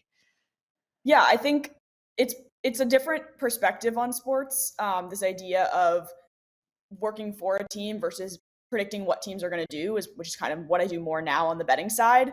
When you're working for a team, you kind of are trying to think about what is the best strategic decision given this set of rules that everyone's playing under in this particular game. Whereas in the betting side, you're trying to think about what is the most likely outcome to happen, whether or not you think that's the best outcome from a strategic perspective. So I think seeing kind of the inner workings of a team and the types of decisions that coaches and front office members make to optimize their team's win probability has definitely been useful for me when trying to predict those types of decisions from a betting perspective. As a sports fan, that's really, really interesting. I think your job is fascinating. Ella, for college students, of whom there are a lot watching the show, as well as chess players, what advice would you give for those who want to pursue a career in the tech space? Honestly, I think my main advice is probably applicable to basically any career path. I would say if you find something that you find interesting or intriguing from an intellectual curiosity perspective, I would say go as deeply into that as you possibly can. Like, research everything about it, question people's assumptions, read what has been written, read the old stuff, the new stuff, talk to people who are involved in it. But I would say try to get to sort of the frontier of knowledge in your field as quickly as possible. And I think if you are driven by an intellectual curiosity, I think it makes it a lot easier if you are genuinely intrigued by whatever it is that you're doing. I think that's like such a good attitude to have when it comes to like life, like approach it. It sounds like the way that you approach things is just so healthy. It's so all encompassing. And I just have so much respect for that. So, as a woman and as a woman who is continuously breaking professional barriers in the sports industry, Ella, you were actually quoted in the Harvard's The Crimson saying, I think for women specifically, it might be more difficult to get your voice heard. And so I think it's essential to really engage and make it clear to people that you have something to contribute. What lessons have you learned along the way in your career that you think young women should know when they begin their own careers? Yeah, I think as a woman, the best way you can make an impact is to be very good at what you're doing. And I think that's one of the reasons that I've been drawn to fields where there are very objective measures of skill. Like, I think in a lot of fields, it's somewhat subjective how much credit someone should get or how skilled someone is at a particular task. But I think something appealing to me about chess or sports betting is there's like ELO and just profit, that there's metrics to assess how well someone is doing at this field. And so I think if you are winning in the chessboard, nobody can tell you, oh, you're bad at chess. Like, you have an actual ranking to define your skill level. But I think in general, throughout my life, I haven't spent a significant amount of time thinking about the fact that I am a woman in a male dominated space. I think I spend a significantly larger portion of my time thinking about interesting ideas within the space and how I can get better at it. And I think that has led me to have, more unique ideas and be able to contribute more. Well, Ella, that's fascinating advice and insight. So many lessons and so much insight to take away. We thank you for your time and congratulations on an amazing career. Best of luck in your future endeavors, and thank you for joining us. Yeah, thanks for having me. Thanks so much, Ella. I really like that interview. I think it's absolutely spectacular that we have a woman who is in the quant sports betting space. I mean, when are we getting sports betting for chess, Danya? Oh, wait, we have that, sort of. Exactly. No, the frontiers are getting broken. I know that Ella obviously was very modest, but she made a lot of breakthroughs in the field of sports analytics. I read some articles, so just an incredible young woman, very inspiring, and a great guest to have. But we have a great match to look at between I should just say SLU and Mizzou. That's easier to say than University of Missouri and St. Louis University. Two of the strongest teams in the CCL will determine which team faces UTD in the final. It is going to be extremely exciting. And speaking of, betting, actually, we have challenge predictions. And as a reminder, there's always betting for predictions. Not real money, but with channel points. So that's always fun. The challenge predictions tell us that 57% is in favor of Mizzou and 43% is in favor of SLU. Danya, how do you feel about that? Do you agree? That's interesting because I would almost flip the script a little bit. I mean, looking at the the player makeup of Slew. I think that they might have a small edge based on their blitz experience, but we'll get into that shortly. We have Clash of the Titans. These are CCL's winningest teams and winningest boards, which include Benjamin Bok, Oparin. Everybody is either from Slew or Mizzou. These are two powerhouses. That is absolutely crazy that Nicolas Theodorou has a 90% win rate. Speaking of Nicolas Theodorou and being a Titan, did you see the game he played against Rajabov the other day in the European teams? I was just going to say, I mean, these are, once again, players that are not just here playing the Collegiate Chess League. They are also playing European team championships during the day and then playing in the Collegiate Chess League at night. So they are literally living a double life right now. Of course, it's Blitz. So, you know, usually not quite as taxing as classical, but these are going to be some really, really strong players battling it out. Yeah, it's going to be an incredible match. I think this is going to be a really, really close match. And, you know, there's going to be so many interesting games to look at as we start the match. Here we go. Board one is underway between Batsurin, Damasurin. That's kind of fun to say. And Grigoriy Oparin. I mean, Damasurin is a strong GM from Mongolia. He might be the lowest rated player on Slew, but that doesn't mean anything. He's a very solid GM. Yeah, for sure. And also, as a reminder to everyone, these are Chess.com ratings. So 27.98 on Chess.com doesn't necessarily translate to 27.98 in over the board. We're still yet to get to that high. We're still yet to get to like a 3,000s. So, you know, Grigoriy Oparin over there sitting at exactly 3,000 on Chess.com. Obviously, one of the best players in the world. Some very, very strong grandmasters coming in here. Indeed. And we have a symmetrical English... very symmetrical position. In fact, a totally symmetrical position. There's no other superlatives to say because it is literally a symmetrical position.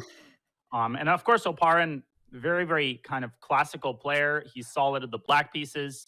And finally, a little bit of a deviation from the symmetrical setup as he pushes e6, probably preparing to expand in the center with d5. Yeah, I do like to say usually symmetrical positions are regarded as fairly equal because, well, it is symmetrical, you know. Hopefully nobody is making any crazy mistakes in symmetrical. Hopefully nobody is making crazy mistakes in symmetrical positions. But also, given that the position is so equal, black with the, you know, doesn't always have the best winning chances coming right out of the opening. So Oparin's definitely taking a little slow here, as Batsurin is taking a very long time in this opening. Yeah, black is taking it slow on the board and white is taking it slow on the clock. Yeah. But I don't know. I mean, d4 is probably what white is contemplating. It's not such a committal move, though. I would just play it. Right. Okay, d4, queen e7. Oparin, I think, sensing that he can develop a huge lead on the clock in the early going, and that might be a big chance for him this game. I mean, Batsurin has to keep his clock under control. This is pretty sketchy clock management. Maybe white can get away with d5, so maybe he'll justify it with ambitious play. Yeah, d5 on the board.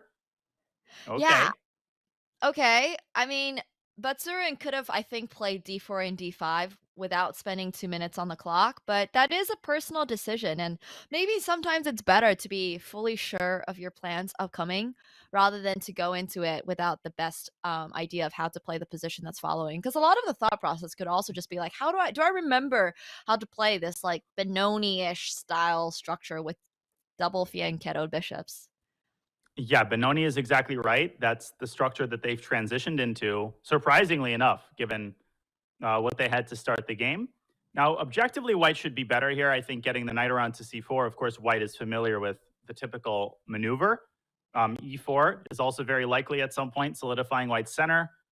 So Oparin, okay, I mean, from a match management perspective, he got what he wanted, an unbalanced position. He has to play for a win as the higher rated player. But objectively, this can get quite dubious. Mm-hmm. Very dubious. I mean, these are the type of positions that I never have a full handle on because I feel like the center is so shaky for both sides. I mean, black basically doesn't have a center, and white is the one that actually has to prove that he can hold his center together. So it's kind of interesting. Not a big fan of h3. I feel like that's a slow move. White is trying to take away, in some positions, the possibility of knight g4, but it wasn't such a dangerous threat. So I think this gives Grisha a chance to complete his maneuver and maybe push b5 and start making stuff happen on the queen side. Yeah. I remember you said something about like a lazy move. I feel like H3 is one of those. It's like a lazy move. Like he is not entirely sure of what he wants to do. So he makes a move that he thinks is not bad. It helps in a way, right? Like there's no back ranks or anything like that, but it definitely doesn't add anything. Although rook e8 by Grigoriy, also kind of a slower move. And now white is ready to push e4 and then support that pawn with rook e1. And Grigoriy just might not be in time to get things moving on the queen side. I mean, maybe knight c7, but now b5 is not as much of a threat, even though white actually prevents it with a4. But b5 there could have been met with knight a5. So white is really playing solid, trying to prevent all of black's active ideas. And definitely white's position is preferable here from an objective standpoint. Definitely. I think white's position is a lot more comfortable, and also whenever e4 does potentially get pushed, feels like white's center is going to be super strong. So yeah, big fan of white's position. Do we want to take a quick look at bird's eye as we let these two grandmasters battle out their Benoni style? Good call. Let's see what else we have on offer here. I do also want to mention that both of these teams essentially have a full team of grandmasters. Josiah Sturman is not, but he is the only non-grandmaster right now playing in this match. And he is going to have a big X on his back. Everybody on Slew is going to try to beat Josiah. That's just the way, it goes when you're the underdog. But that's also an opportunity for him. Even if he can score like a point and a half, if he can get to 50%, that's a huge boost for Mizzou if the other boards can pick up the slack. So he is very dangerous. He can score a GM scalp. We should probably go to the Kevlishvili-Antipov game. A lot of fireworks there. Yes. Okay, so the queens are off the board. Whoa. Crazy position. Not sure what's going on. I think black actually just might be up a pawn. It definitely appears that way. Black is up a pawn, and what compensation does white have? Well, black's pawns are a little bit disjointed, so going into this endgame, that could be an issue. There's always like the point of attack on e5. I assume this knight on d1 has to be captured, right? Yeah, otherwise it's, no, bishop g5, okay. But h6 is very nice. Now it has to be captured. Now it has to be captured, I think. Oh, yeah. And then knight e4. Oh my. Okay. Well, now knight to e4 is coming in. I mean, both of these players are extremely strong, so I trust their endgame skills, but I would personally like to play black here. Despite me having the double pawns, it still feels like that's better. Yeah, Kevlishvili is a very tricky player. I think in classical chess, he's a little bit weaker than Antipov, but he's a very good blitz player. And that's because he's got very sharp tactical vision. He's tricky. He's got the right skill set. And he's worse in this endgame, but he can also win the pawn back. Black's got some weaknesses on the queen side, so the game is far from over. Definitely. And speaking of that, actually, yeah, both of these players are 3,000 rated in Blitz on Chess.com. So they're certainly closer in Blitz than they are classical, which is what makes this tournament so fun. They're playing a completely different time control from where they might traditionally see each other. Yeah, nothing decided yet in this match. Oh, and Antipov is sacrificing the exchange. Obviously, this is not a blunder. He took a lot of time, so he is consciously allowing knight d6. And I think he wants to capture the pawn on g2 in return. And then white can maybe take on c8. And again, we're going to get a situation where both sides are like Pac-Manning each other's pieces. Yeah, Never mind. Well, he's not going to go for it. Yeah, Robbie's like, nope, not going to go for knight d6. I see what you're trying to do. If you're giving me an exchange, I'm going to be suspicious of it and not do it. And I think I respect that from Robbie, because I wasn't actually sure. Like, it feels like knight takes g2 would have caused a lot of troubles there for white. Yeah, Robbie doesn't have an appetite for more craziness. Instead, he feels like his knight on e4 is worth its weight in gold. Because again, knight d6 now is a very big threat. Antipov also doesn't really want to part ways with his pawn. but he also doesn't want to part ways with his bishop. So that's why he's thinking so long. He's not sure what to give up. Probably he should give up the g5 pawn. That's the lesser evil, but it's not an easy decision to make. Yeah, I think if he gives up the G pawn, there's at least like f6 after, Yeah. and then you're finally securing your e5 pawn, which has also been another weak pawn of yours. Exactly. And now the bishop on a4 could be potentially a little bit stuck. Ooh. b3, okay. Okay, but what if bishop takes b3? We're going to get some sort of a trade. Black wants to take on d3. I don't know. It's okay, c3. Very risky move. I was going to say, doesn't this make the bishop more trapped? It already felt like the bishop on a4 was kind of, in the wrong place. And now with not even being able to go to b3, this feels... I would be slightly worried for this bishop. He needs to get it out of there. He needs to play bishop b5. Get the bishop out of the, terrible spot on a4. He's also got a minute on his clock. Yeah, I think Robbie objectively and practically might be in a lot of trouble here. Yeah, I don't know what happened. I mean, it definitely feels like we could have played bishop takes b3 there, potentially swapped off the pawn and gone into the endgame. But this also doesn't necessarily have to be that bad. It really doesn't have to be that bad. But g3 loses the h3 pawn, no? Yeah, he wants king h2, but then there's f5. There's more insanity. By the way, Benjamin Bok just had a sick tactic against Luka Budisavljevic. Absolutely sick tactic by Benjamin Bok. Can we go quickly back to the bird's eye view? Yes, let's do it. Okay, actually, crazy action on that board. We're jumping right into it. No delays. We're going to Yeah, look at Benjamin. We're giving chat what they want. Well, we're giving Benjamin Bok hype man what he they wants. want. Yeah, exactly. At least one. As they time scramble, just rewinding very quickly, in this position, bishop takes g2. Incredible move. The idea is to check on f4 and then to recapture on d3 with like a family fork on all of, literally 4 of white's pieces. That's pretty rare. Wow. I mean, that's even better than the royal fork. Yeah, amazing. Now Benjamin is up 1,000 pawns. Wow. That's an insane tactic. I mean, we've seen Benjamin play really well this entire tournament, but that was the biggest, that would have potentially been the biggest fork I've seen my entire life. And I'm really disappointed that Luka didn't allow that to happen. Yeah, I mean, I think both of them are actually playing in the European Team Championship, and it's good to see that Benjamin made it back to the hotel in time. Indeed. So imagine if you played against that team, like the country's team in the Europeans, and then you would play them in the Collegiate Chess League. That would be such a wild day.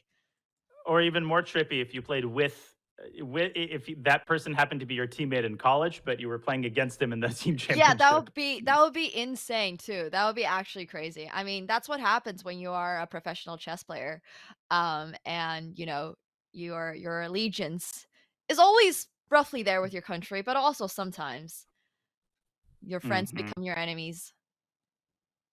Okay, so looks like Benjamin's gonna win. I'm also looking at Batsurin versus Oparin. Oparin trying to hold a slightly worse rook endgame against Batsurin. Damn, Batsurin. Every excuse I have to just say his name. I do it. You really like to just say that name, huh? Yeah. I love that. Okay, Mongolian names are kind of badass. They are. They sound cool. Yeah, it's actually a really cool place. Okay, so it's going to be a draw. There's nothing to look at there. It's just going to be a draw between Batsurin and Oparin. Okay, pretty balanced game. And looks like Theodoru is predictably going to beat Josiah Stearman. That's a big win for Slew. You did mention that you think Slew are actually the slight favorites. Or do you think... Yeah, I think so. Yeah, just because Theodoru has been on fire and Benjamin Bok has been on fire. I just think the form displayed by their players has been so good that that makes them the slight favorites. And I think it's borne out by the results of round 1. Looks like Robbie Kevlishvili might save the endgame against Antipov. Let's go there and see if Antipov can pull out the win for Mizzou. Whoa. Because the other boards are largely decided. It does look like it's going to be harder for Black to really push for a win here. He's also spending a lot of time on this move. Okay, Rook C6, Rook A6 probably. Robbie, very, very good in time scrambles. I've played him hundreds of times, and he's really, really sharp in time scrambles. I was gonna say, I mean, I assume you've played a lot of these players. Have you played Benjamin Bok as well in times in Blitz Online? Antipov, Bok. I played all of them in Classical and in Blitz, so Wow. yeah, I know all of these guys pretty well. Yeah. How does it feel to be up there with all the best chess players? Feels good to be commentating and not playing. that too. That too. I mean, I don't think Black is really able to make progress here. It feels like White's just going to keep giving the king checks. The king can't really move that far away because the G pawn will hang. So Black is sort of stuck between, f6 and f8. Draw. Yeah, great save by Mr.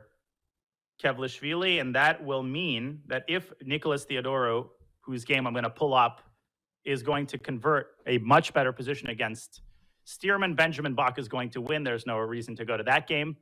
So Slew might win the first round 3-1. Wow. Let's go to the Theodorou game.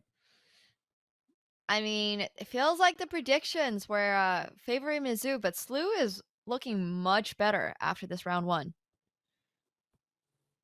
Yeah, Bishop is going to drop back. And Nico is just so good in these tactical positions. He has just been on a tear, beating Rajabov in like 2 moves. And that gives you so much confidence, honestly. I know, right? I mean, that game was spectacular for everybody who has not been following European teams. Some really great games coming out of it. A lot of fun to look at the highlights. And I think it's also helping Nicolas stay in top form for the Collegiate Chess League. Not that he really needs to. Like, he's already playing so well. But it really does feel like he is not making any mistakes. He's just slowly crushing his opponent. I mean, this is so painful to play. There's going to be Rook F1. And then Rook takes. So we see the resignation coming in from Josiah. Yeah, goodbye. And that means Benjamin Bok is putting the finishing touches on his game as well. Yeah, that's it for... I guess Luca is making a couple more final moves. Okay, now he's going to resign. Oh, not yet. You said a touch too early. We'll have a quick bird's eye view as this game is basically just finishing up. But Benjamin is, he's got 3 pawns, and it's one of them. And an extra rook. and an extra rook. Yeah, that too. And we finally see the resignation coming in. Excellent job by the 2 top boards of Slew, Bok and Theodorou. I think they are the power couple. They so are. To speak, for Slew. They're going to do really well today. They're both in great form. The other 2 do their job, hold the draws, and Slew with a commanding lead after round 1. Yeah, I actually was away for one of the weeks, and Benjamin Bok stepped in to do commentary. And as a result, his team actually lost that week. So we interviewed Benjamin and asked him, like, hey, how do you feel about your team losing while you weren't there? And he was like, they should have won anyways. And it was really endearing to hear that. He has full confidence in his team, and I think he should have full confidence in his team. They are definitely looking extremely strong after this round 1 score. 3-1 in favor of Slew, with wins coming in from both Benjamin and Nicolas. Chat. Indeed, he's... Yeah, this is going to be crazy. I mean, it is the semifinals. So if Slew wins, they still have to face UT Dallas in the finals. But also, I'm saying that a little bit early. I mean, it's only round 2. Yeah, but if they can put together another, 3-1 win, that, then they will already be knocking on the door. So already, after only 1 round, Mizzou is seriously feeling the heat. Oparin really, really has to try to win this game with White against Kevlishvili. This is going to be a huge game. This is going to be... Oh, man. They're getting right into it. This is the Spanish on board 1 coming in from Grigoriy. Yeah, and it's... Oh, it's Italian. Sorry, I got excited for a moment. Yeah. The bishop. Spanish the in bishop. your dreams. Yeah. Well, it's close enough. It's basically the same opening. It's fine. It's the D3 Spanish if you squint at it hard enough. Exactly. No, but actually there can be a lot of transpositions if the white bishop drops back to B3. Okay, so this is very, very typical setup for Grigoriy. The trade on E6 and the pawn storm on the queen side. Usually the knight comes out to C4 in these lines. I never really understood the appeal of this for white because I feel like I'm getting checkmated. Oh. But, these top guys know They know how to chess a little bit better.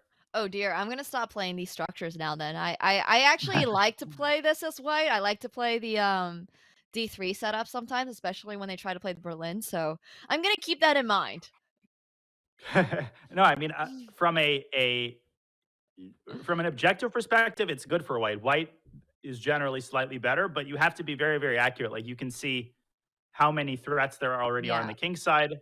There is the idea of doubling rooks. I mean, white has to be very, very vigilant here. Yeah, I feel like in Blitz it's always preferable to play on the aggressive side. So even though Danya might have a point that white is doing like, just fine here, I feel like Robbie's position is more comfortable to play. Like it's always more comfortable to have easy moves. Like you just go for checkmate. Like there's nothing to think about when you're going for checkmate. Not that there's actually nothing, but the ideas come much easier to you. Knight f4. Robbie's playing very well right now. Knight f4 is a great move. He's forcing white, I think, to give up the bishop, which is kind of a bad sign. If you have to give up your dark squared bishop for the knight, that means black's dark squared bishop is uncontested on this diagonal. And you're supercharging the doubling on the f file. So Robbie is building up the attack here. He is.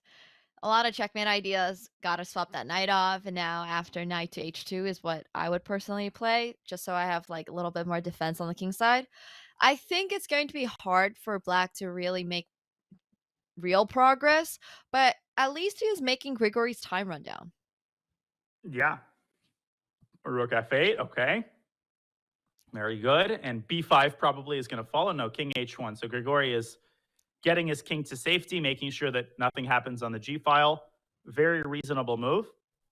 Maybe h5 can be considered by Robbie to restrict this knight. I like to play that move.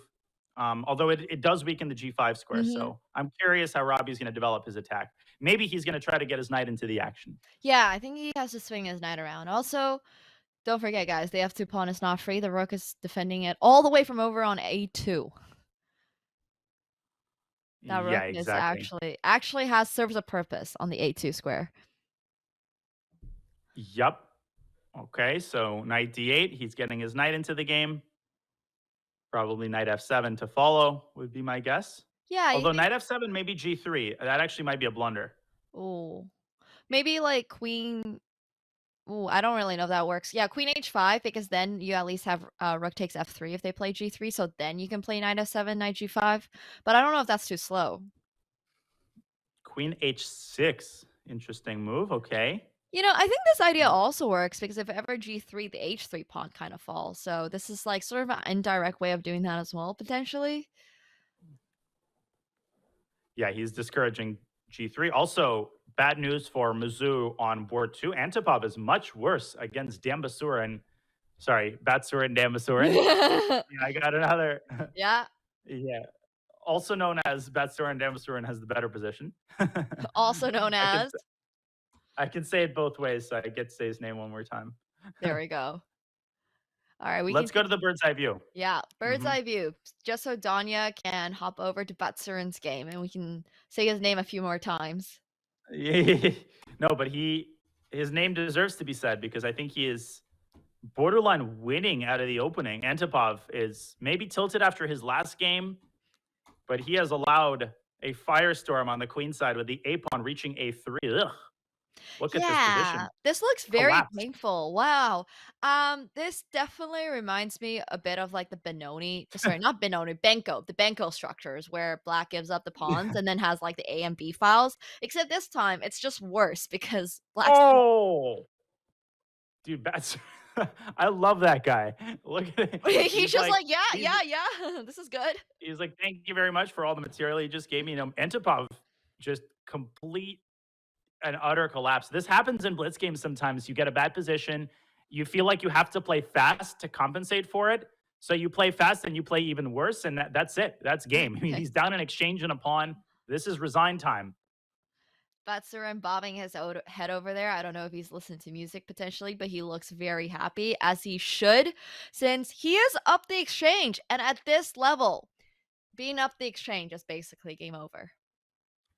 Antipov is a very tricky player, though. He will not just resign. I mean, he will try his best, but barring a miracle or barring a mouse slip or a blunder, yeah, this should be this should be game over. He's also got a huge time advantage, so enough time to figure things out here. Maybe bishop back to d7.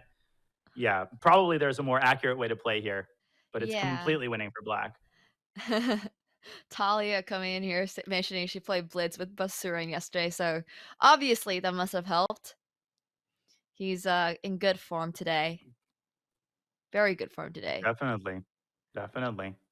Okay. Bad news for Antipov. I mean, they really could not afford to lose this game with white. Now Oparin really needs to win, because if Oparin also loses, then it's a complete disaster, because Yeah. Bok and Theodoro are the heavy favorites on their boards.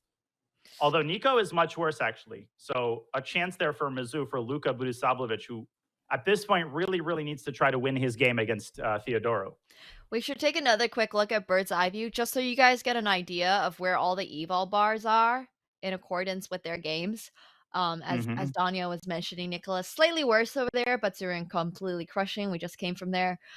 Benjamin doing pretty decent on his board as well. And Oparin is still holding the position, roughly at equal. Yeah, Oparin's position is very balanced, although Grisha is down to 1 minute on the clock. Yeah, Mizzou is in huge trouble right now. We should go to the Theodoro game, because this is the best chance for Mizzou to strike back. Luka has to win this game. He has to win it, and he's got every chance to do so with a huge attack on the queen side. And Nicolas trying to create chances on the other side of the board, but so far no concrete threats. The bishop on h3 is going to hang in the event of a discovery. So maybe king h2. That's a very Theodoro move.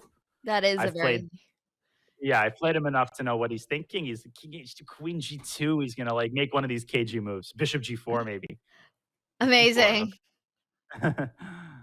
I mean, this is going to be one of those positions where anything can still happen, because first of all, it is blitz. And secondly, even though Nicolas's position is worse, he is going for the attack. And I've said this since the start. Remember that game where one of the players just simply lost a knight and still managed to win because he had this attack and his opponent just couldn't defend well? That stuff can definitely happen in blitz. Obviously, these are very strong players, and I'm not expecting them to make mistakes or blunder, but it's a possibility. So Nicolas's chances are far from over here. Oh, totally. And Budisavljevic has about a minute and change on his clock. So all it takes is another 30 seconds, and suddenly you're feeling the heat on the king side. You're feeling the heat on the clock. Also, Benjamin Bok is about to win his game, just crushing game by Benjamin. That's basically going to be 2-0 for Slew, with Batsurin very likely to win his game as well. All right, c3 by Budisavljevic, going for the a3. Oh my. Wow. Luka's just going for promotion. But I don't know if it's... Look at that. Yeah. Is it going to get anywhere? CD, a2, bishop d2, and bishop c3 maybe Nico could try. Just to defend against that a-pawn. You could also sack on a3 and play c takes d4. I mean, there's a lot of stuff White could try here. Yeah, definitely. Okay, Batsurin has won, but actually Oparin is going to win his game likely. Oparin is going to beat Kevlishvili. Big win for Mizzou. That's definitely not necessarily the result that I was expecting on that board, especially so fast after we just left it. Still looking equal when we took our last view at bird's eye, but here it looks like that 8-pawn is going to be very hard to deal with. But I think Nicolas is going to go with your plan, Danya. The bishop's going on c3. Yeah, but very misleading evaluation, because it's actually much more complicated than it appears. d5 is a huge threat. It's easy when you look at the computer line. Oh, sorry that I made that move by accident. Luka down to 37 seconds. So Nico's best chance here is the clock. I think the match comes down to this game, Nemo, because if Nico wins this, that's another 3-1 round. Yeah, that might be too big of a lead. Yeah, that would be crazy. I think Rook B8 definitely keeping it still in the game. There's no Rook takes B1, obviously. You're going to promote into a queen. How is White going to get rid of this a-pawn? Yeah, it's losing. Bishop c3 maybe, but Luka's a couple accurate moves away from pulling out a very important win. Yeah, what do you think about d5 coming in from White? I know you mentioned that earlier, but it doesn't work here. It looks like there might be bishop takes d5. Rook a6, very tricky move. Yep. Rook f1, bishop f1. Oh. Okay. Hang on a second, Tanya. Yeah, bishop f1, bishop c3. Okay, it's holding. It's holding. At least the pawn will not promote.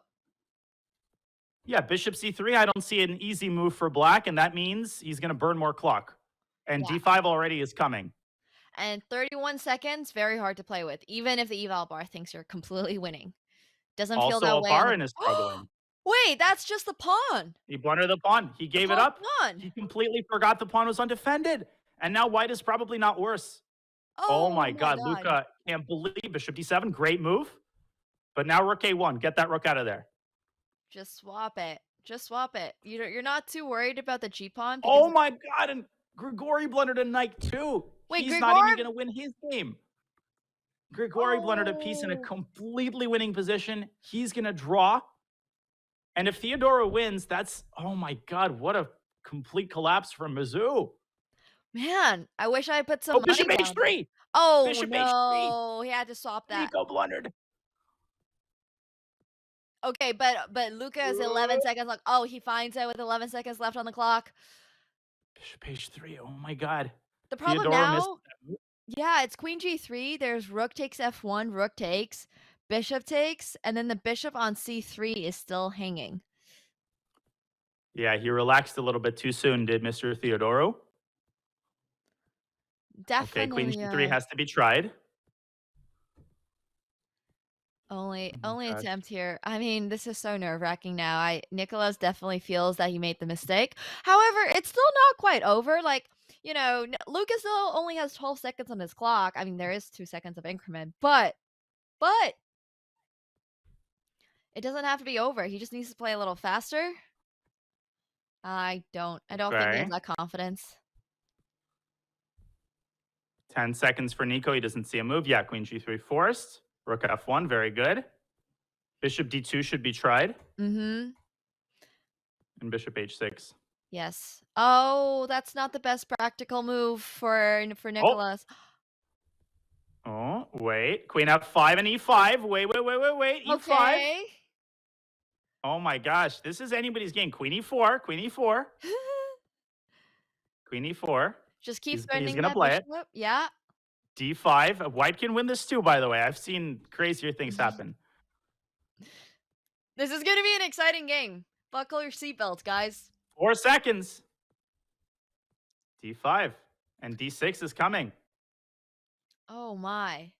Jack, okay. It's still like the eval bar still thinks this is overwhelmingly winning for black, and I don't think the eval bar understands how tense this moment is. It's not taking the time into thought.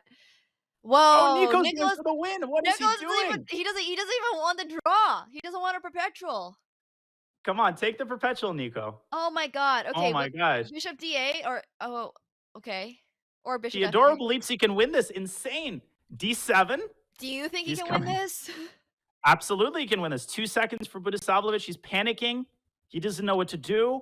Oh my. Queen a8. Queen to a8. The bishop is very much stuck there on f8. Now, Nico wants to end the match here. He wants to win this game, and he wants to end this. Oh, he's going to flag. Oh, my God, with point 3. Oh. This with is point late 2. online. Oh, whoa, what's that? We gotta go. Queen c7, d7. Oh my God. Why not d7? All right. Maybe bishop to e7. Ah, Yeah. very good. Now the dark squares are hard to gain access to again, and black is actually Queen. the one with 2 passed pawns. Okay. Now Nico's about to fly d5, Oh my. d6, queen e8. Ah, but no moves for white. Queen h3. Great move. Great move.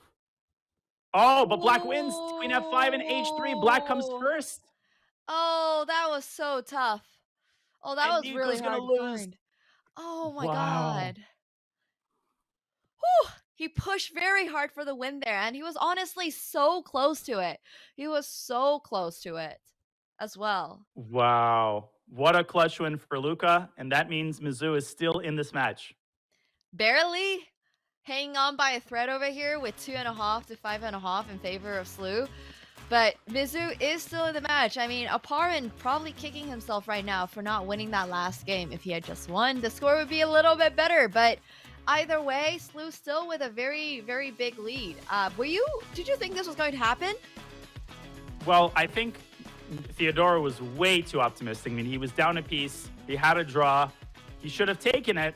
But the fact remains, it's a huge lead for Slew. They could even decide it in the next round if they can go 3-1. So Mizzou's in huge trouble. They need a turnaround. They need Antipov particularly to step it up. But it's going to be very, very tough.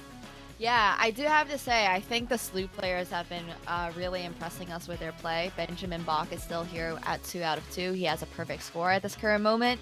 Robbie had some absolutely crazy tactics in his games, and Batsurin, Dan Batsurin and also Batsurin played absolutely exceptionally in his games, and it's been really cool to watch all of these players. I don't even know what's going to happen in the second half, but we are going to get a second half. People are going to take a quick break, and maybe they'll have a little team meeting and talk about, hey, Nicolas, we don't really need you to push for the win in a drawn position when, in fact, taking that draw still puts us very much in the lead.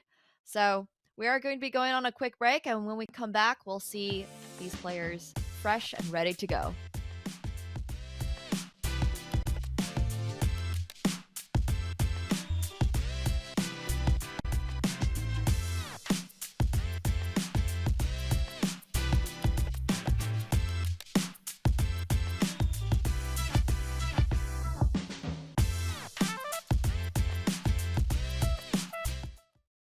In this video, I'm gonna show you top 5 scholar-made attempts in Champions games.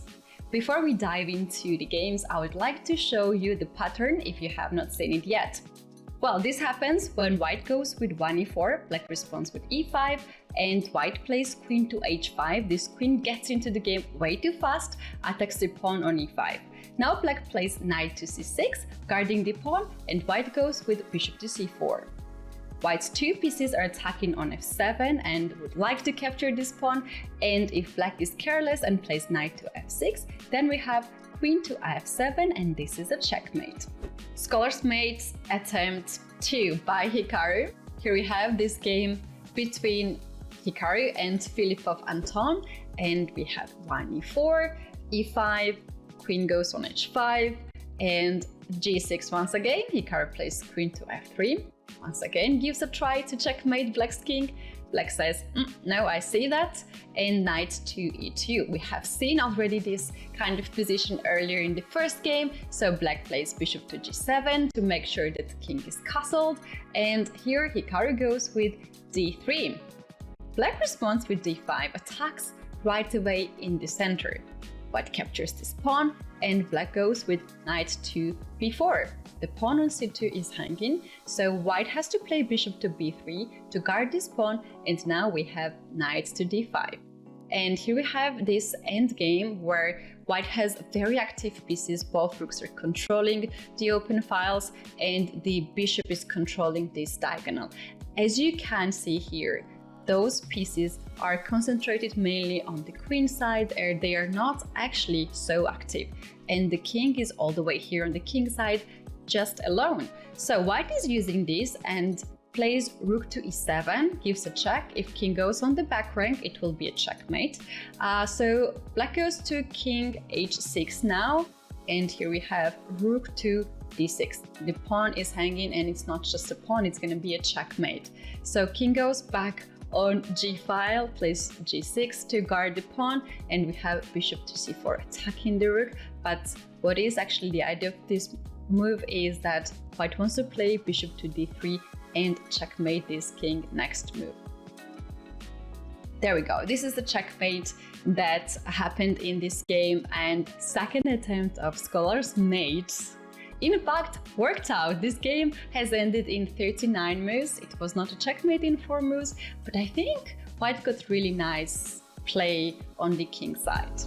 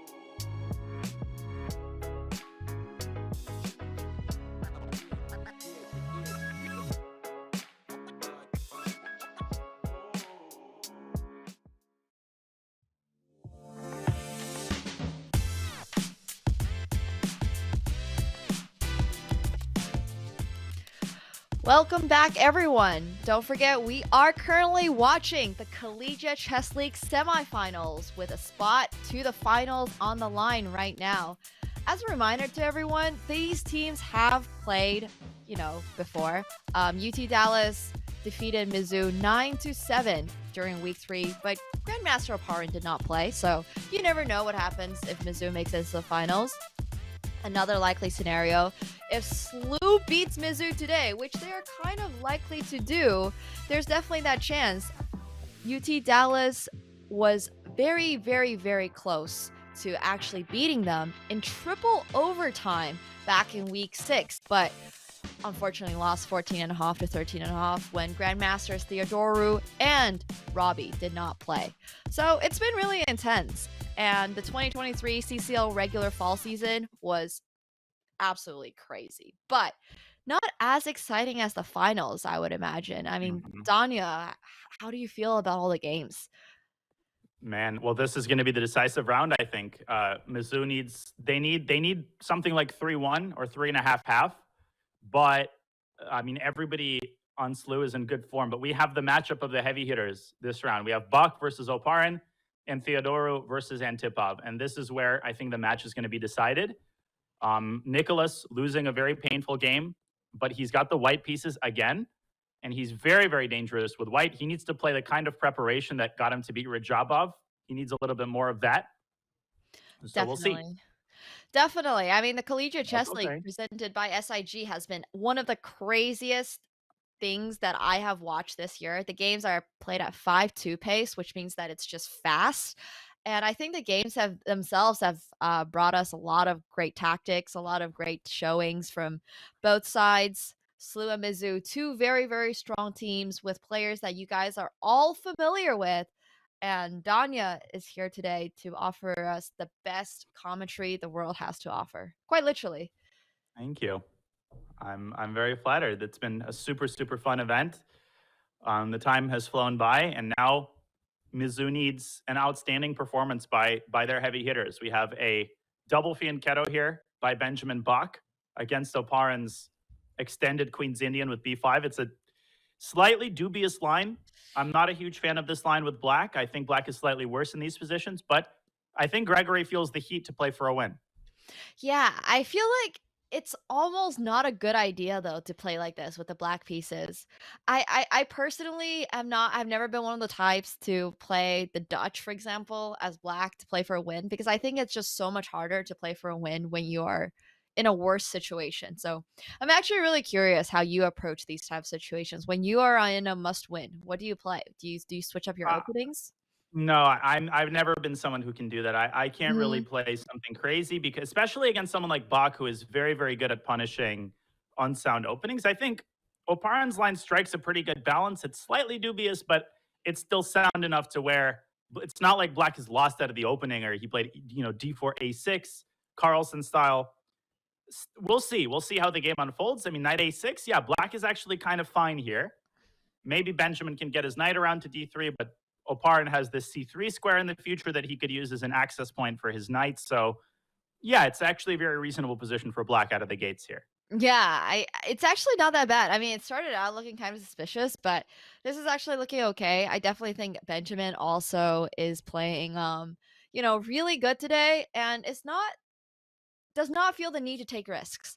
I think is a bit part. He doesn't need to play for a win in this situation, but of course he's going to be playing for a win with the white pieces. But there's no need to overly complicate straight out of the opening. Agreed completely. Okay, so pretty balanced position there. All right. Theodoru playing some crazy stuff against Antipov. He played b4 and now he's played g4, so maybe we should go back to the bird's eye view for a second. Yeah. It's going to be fun. I mean, we have 2 more rounds today, guys, for deciding who makes it into the finals that are going to be tomorrow. By the way, tomorrow these folks are all going to be playing again. So a lot on the line here. Yeah, also very interesting opening in Budisavljevic Betsurin. Looks like a very unsound opening by Dambasurin, who is riding the high of his previous round win with Black. But here he seems to have messed up very badly. He sacked a pawn and white has domination in the center. So I'm pretty sure that Batsurin has misplayed this quite badly. Maybe we should go to that game, because if Luca can strike an early victory, that'll give Mizzou serious chances, or at least more serious chances to pull More off a serious comeback. chances. Absolutely. And I always want to remind everyone that even if the score is currently 5.5 in favor of SLU and 2.5 to Mizzou, we all saw what happened between UTRGV and UT Dallas earlier today. So the score is not everything, because you never know what might happen. It's never over until it's over. UT Dallas has qualified for the finals, and now we're watching the second match of the day. Whoever wins this is going to go to the finals. Yeah, Batsurin was very sloppy in the opening, and now he's just basically busted. I mean, I don't really see a move for him. Bishop B7, okay, but Whoa. yeah, but this just looks terrible. He's not going to get his knight out. I mean, Luca could already consider just pushing D6 and going for the kill. But yeah, I mean, he still has to show some precision, does white. For It's a blitz sure. game. Yeah, but I'm like concerned about how Batsurin has developed basically none of his pieces.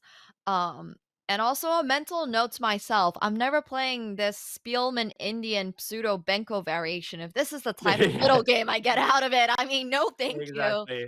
This The feels pseudo so Benko bad. Gambit, King's Indian, Queen's Gambit, Dutch variation Yeah. of the French Italian defense. Yeah. Whatever is going on here does not look like my cup of tea. I don't understand how they ended up here, but my opponent having a pass pawn on move 13 is not on the list of, that's not on the bingo Desirable card. opening outcomes. Yeah. Yeah. This Past is extra pawn on D5, domination in the center. Okay, it's completely winning for white. Completely Yeah. winning position. This is a disaster coming in for Batsurin. I think one of the worst feelings as a stronger player, I'm just talking about like being a better player in chess. You never want to be in a situation where you're lost out of the opening. It just feels so bad.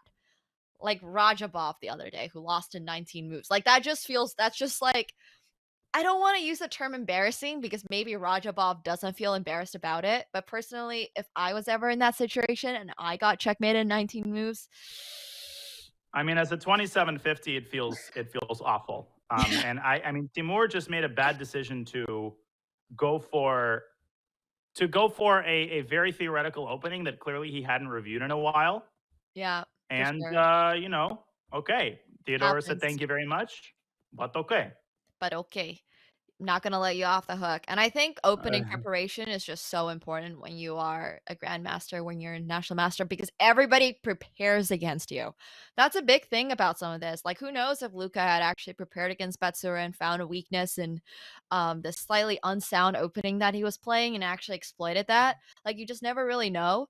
So I just want to remind everyone that like openings can be really important. Obviously, it doesn't matter what opening I play against a grandmaster, because I'm probably going to lose anyways. But if I play a better opening, at least it lowers that percentage chance by like increases my chance to draw by at least 1%, making it 1% instead of 0%.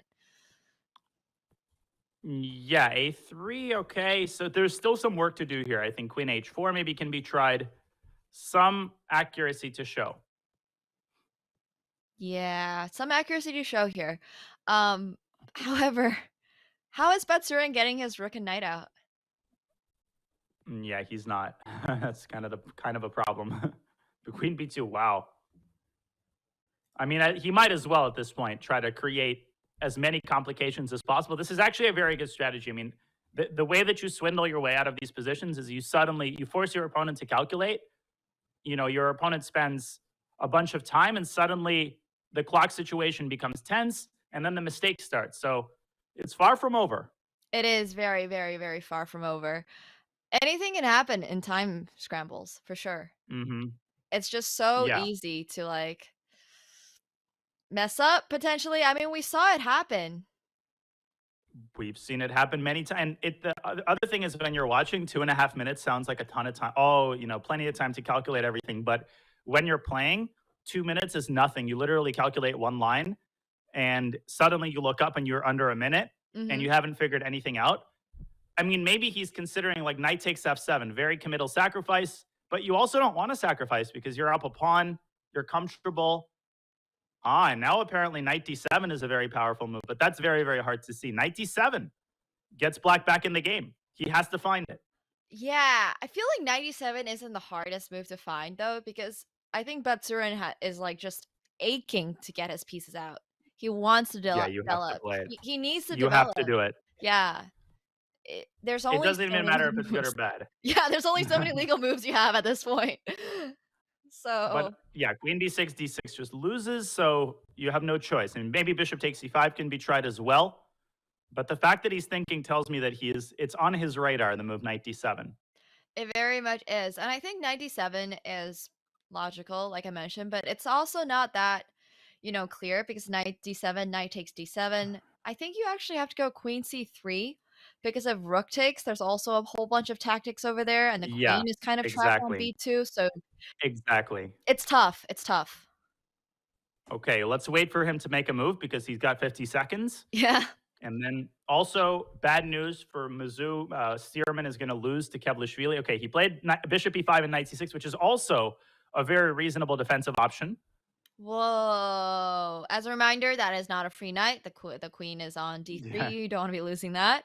But this feels like it's very tactical. And I'm a little bit worried for black here because he only has 48 seconds left on this clock. Going to such a tactical position with less time can be very risky. Yeah. If he can pull this game off, that's a huge, huge win for Slew because, okay, that's it. Kevlishvili is going to score the first point for Slew. They need 2 more points to win this match. Benjamin Bok is slightly worse against Oparin, but let's go to Theodorou versus Antipov because that is going to be a huge game. Bird's eye view first. I think Nico has good chances to score another victory for Slew. And now they're going to be really knocking on the door. Oh my. Oh, now they're going to be really knocking on the door. Oh, okay. This is one tough position for Antipov to hold. I am not envious at all of his current situation. He is down a pawn. He's facing tremendous pressure on the c-file. There's knight f7 against rook c8. Okay, this might just be the match unless Oparin pulls off a win against Bok. And Grisha down at 20 seconds as well. Man, things are burning for Mizzou here. Things are burning very, very rapidly for Mizzou here. It's a Mizzou. It's a Mizzou. Yeah. Yeah, exactly. And also, I do want to remind you guys, during week 7, Slew actually kind of got crushed by Mizzou. So that was actually all a very, very good ploy to lull them into a false sense of security. And now they're back and just crushing. Okay, queen a4, maybe not the most accurate, but 18 seconds for Antipov in this position. If he can pull out a save here, rook h5, knight f7. Knight f7 just wins. Okay, he's going to find it. Oh my. Also, Bok and Oparin are in a huge, he's found it. Let's go to Bok Oparin because this is over. Knight f7, queen a6, succeed mate. Oh, the double exclamation coming in with knight f7 as well. Let's go to Bok Oparin though, because this might be the decisive game. Okay. But okay. Grigoriy Oparin better, but okay. Queen f4, he blundered. That's 2 seconds for Grisha. Yeah, 2 seconds for both players, essentially. I mean, they're just playing on increment over here. Okay. Grigoriy has to win. That's why he's going for 1 second for Bok. Queen c2, excellent move. Rook b3, excellent move. Oh, my. Knight e2, okay, doesn't do much. Knight d3, c5. Oh, queen takes d3 threat. Queen takes d3. Queen takes d3. Oh, Benjamin blundered. He missed the fork. Bishop d8, he had to... Oh, bishop d4. Bishop d4. Oh, and he missed it, but he found bishop b6. Okay, he found bishop b6. It's a draw. It's a draw now. Oh, wow. Oh, my God. And Dambasurin might be coming back as well. It was such a scramble. I mean, was bishop d4 potentially winning there? Oh, my gosh. Wait, but still, this is tough for... Oh, e5? Okay, it's a draw. So let's go to Dambasurin's game. I have have to admit, Danya's analysis is so fast. It takes me longer time to register, and then the position has already moved on. I'm like, wait a minute, was that still? Did White have a legitimate winning chance? I mean, that was a whole time scramble. So Actually, Bok might lose. He misplayed that a little bit, but it's going to be very close. Okay, Theodoro isn't even winning anymore. oh my, is What is going on anybody here? winning? I have no idea what's going on in any of the boards. I think Grigoriy is actually. Oh, I think Grigoriy has very good winning chances here, because the king is very stuck on h2. So Okay, as far as, Theodoro is like, going to win. Yeah, you're right. Grigoriy is going to win. yeah, I think yeah, the king's just too stuck. Wow. I would personally not trade off the e-pawn. Yeah, but what do you do? Knight f4. Oh, Knight f4 and knight king f4, h2. yeah. And it's over. It is over. Okay. And Luca beat Dambasurin, who flagged in a drawn position. So actually, they're going to go 2-2 Wow. in this round. That's not a bad Incredible. score at all for Slew. I mean, Mizzou is definitely fighting back. But Slew now is very, very close to 8.5, which actually wins them the match outright. So next round, they're going to have to play so carefully. Yeah, it's actually a great score for Slew to go 2-2. It's just they maybe could have won one of the games that they lost, but they're very happy. I mean, all they really need here, they just need to go 2-2. Or no, they need 1 point actually. Yeah, 1 point. They also, I mean, Benjamin, I'm sure, is not too happy about losing this endgame when he probably knows that he had the draw there. But hey, that's why you have a team. He's played really well so far, and other than that, these things happen in time scrambles. Okay, so that concludes the match. Benjamin loses. He's unhappy, but again, Slew just needs 1 point in the final round, just like UTD did, and they have the personnel to pull this off, I think. They really do. I think the 1 point they need, can come in the form of 2 draws as well. So there are not going to be any Grandmaster draws like we might have seen in the final round for some of these matches. This is a very important match, a very important round going into the finals. Whichever team wins this gets to go to the finals tomorrow and play against UT Dallas. And currently, Slew is only 1 point away. Do you think we might see a possible upset here by Mizzou? Do you think there's a chance they could win 3 games, draw 1, make it into tiebreakers? Stearman needs to win his game. It's going to be incredibly difficult. Again, the problem is just for 4 boards to perform at the same time, against 4 very strong GMs, very strong blitz players, is going to be really, really hard. But anything is possible, and we know that UTRGV came very close. So let's take a look. Absolutely, it's there's always a chance. Obviously, unfortunately, Josiah Stearman has been struggling a little bit today, but he is also the international master. And as Donnie had predicted right at the very start, he was going to be the target of the day. He was going to be the one that the grandmasters are sort of picking on. Unfortunately, that's sort of what happens when you are a lower title player sometimes. Occasionally. But we are going to go into the very last round of semifinals for Collegiate Chess League. Okay, here we go. So we should be starting any second. Oof. I mean, when it comes to these very intense matches, do you get nervous still when you play for like a title, when you play for a championship? Yeah, definitely. I mean, that's the thing. You just need to pretend that you're in a must-win situation. You can't just assume that your teammate is going to pick up the slack, and that's the way that you avoid crazy miracle losses. Yeah. I still feel so bad for your PCL one. That sounds like it was so brutal. I would lose my mind if that happened to me. Yeah, that was a painful evening for sure. But it does happen, unfortunately. We do have bird's eye view here as we see the games start. They are on 30-second staggers, so it is going to be All right, They're let's go coming in. to Oparin versus Theodoro. This is a huge game. All right, so Grigoriy needs to win. And another Italian. Another Italian. We have seen this structure before. Yep, and Nico playing g6, even though he's castled kingside, which is a pretty bold decision. I think he wants king g7 and f5. Yeah, that's I like it. I like it. Nicolas is not shying away from being aggressive in the very last game, despite really only needing a draw. Yep. All right.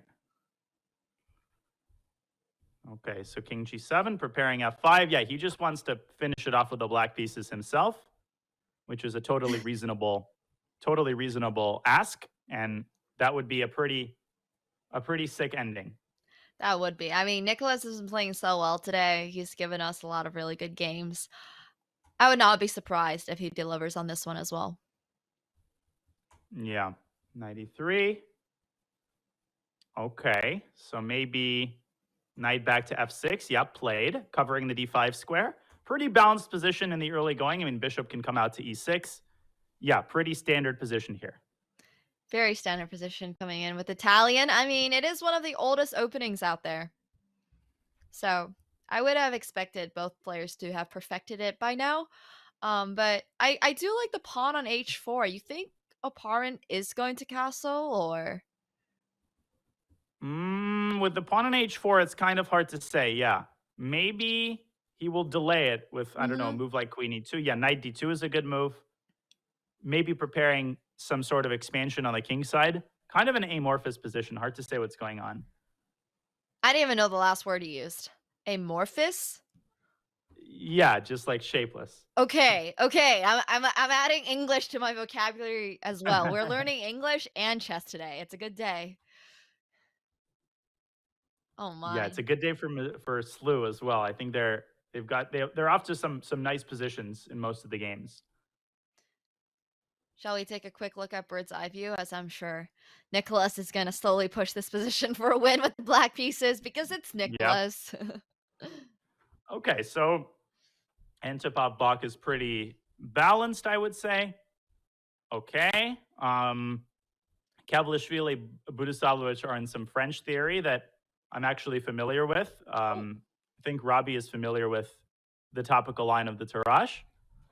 And let's go to that game. Let's go to Kavalishvili, Budisavljevic.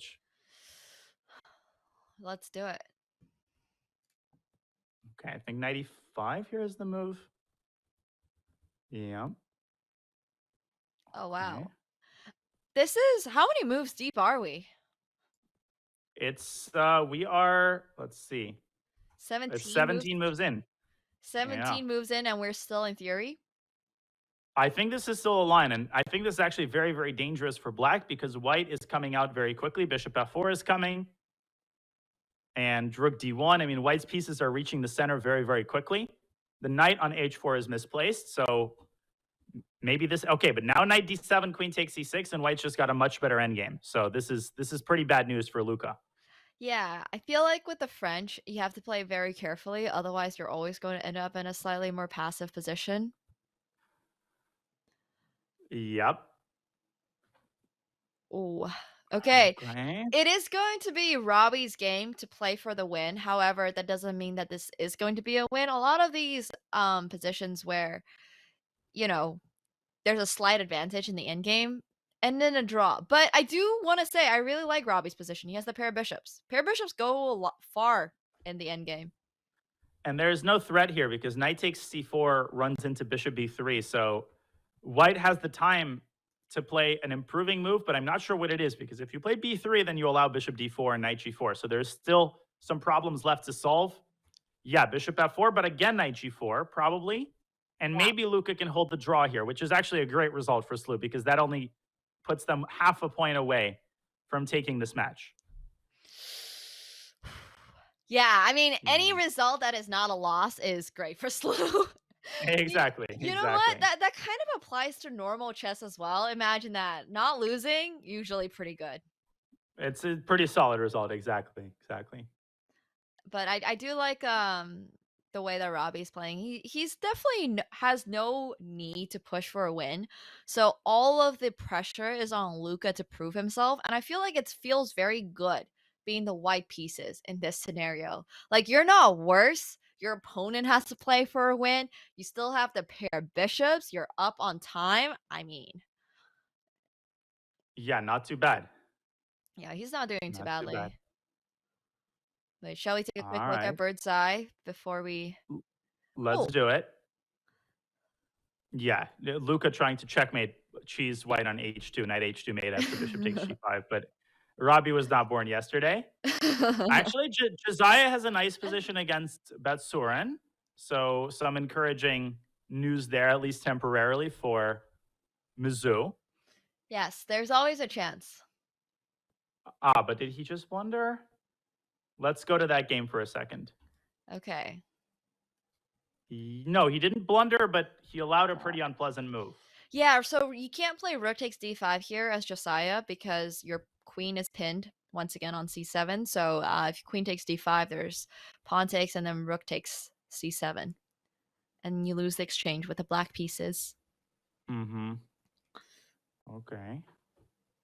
Queen d6, force, takes, queen c3, defending the bishop. He's preparing to expand in the center with e4 and bishop b3. I think white actually has the more pleasant position here, despite the eval bar claiming that it's equal. Mm-hmm. It seems to me that white is faring very comfortably here. Yeah, pair bishops once again. Black's really only good advantage, whatever, is the knight on e5 and being able to attack the f3 pawn a little bit. But even then, it's very easy for white to defend that. And soon the e4 pawn is going to be pushed and the bishops will be very active. Yeah. Josiah with rook d7. Okay, I'm anticipating either e4. Yeah, e4, rook d8. But Josiah can try to stick a knight on d3 at some point. Maybe that can be a pretty decent source of counterplay. I think bishop b3 will follow. Mm-hmm. Mm-hmm. There's also the move rook d3, but that's very, very hard to see. I didn't Rook see. I mean, I saw D3. that move, but I didn't understand what it did. Rook d3 looks so cool because after bishop takes d3, there's rook takes. And then if the queen goes to c5, all of a sudden you get hit with knight takes f3, Yeah. which you're probably not looking at when you're thinking about this position. So it's going to be very tough for Josiah to find it. But almost every You can other do move it. in this position puts black in like a very tight. It feels hard to play this with black. Exactly. So Yeah. 1 minute now for Josiah. He's not really seeing a move yet. Okay. Also looks like Budisavljevic might. Yeah. No, I mean, I don't think that they're pulling this off. Not even close, actually. I think rough. everybody's doing fine on SLU, actually. Every board, and he's played f6. He hasn't found rook d3. Yeah, rook d3 gives black the really only fighting chance, like we were talking about f6. Just kind of passive. You're not really doing much. The a5 pawn is also just hanging, by the way. I don't know if, Josiah was actually thinking about that pawn at all, given his troubles elsewhere on the board, but it's just a free pawn. Thank you very much. Betsurin again. Thank you. I've been receiving some gifts this round. Yeah. And also the 2-minute advantage coming in very handy for Betsurin.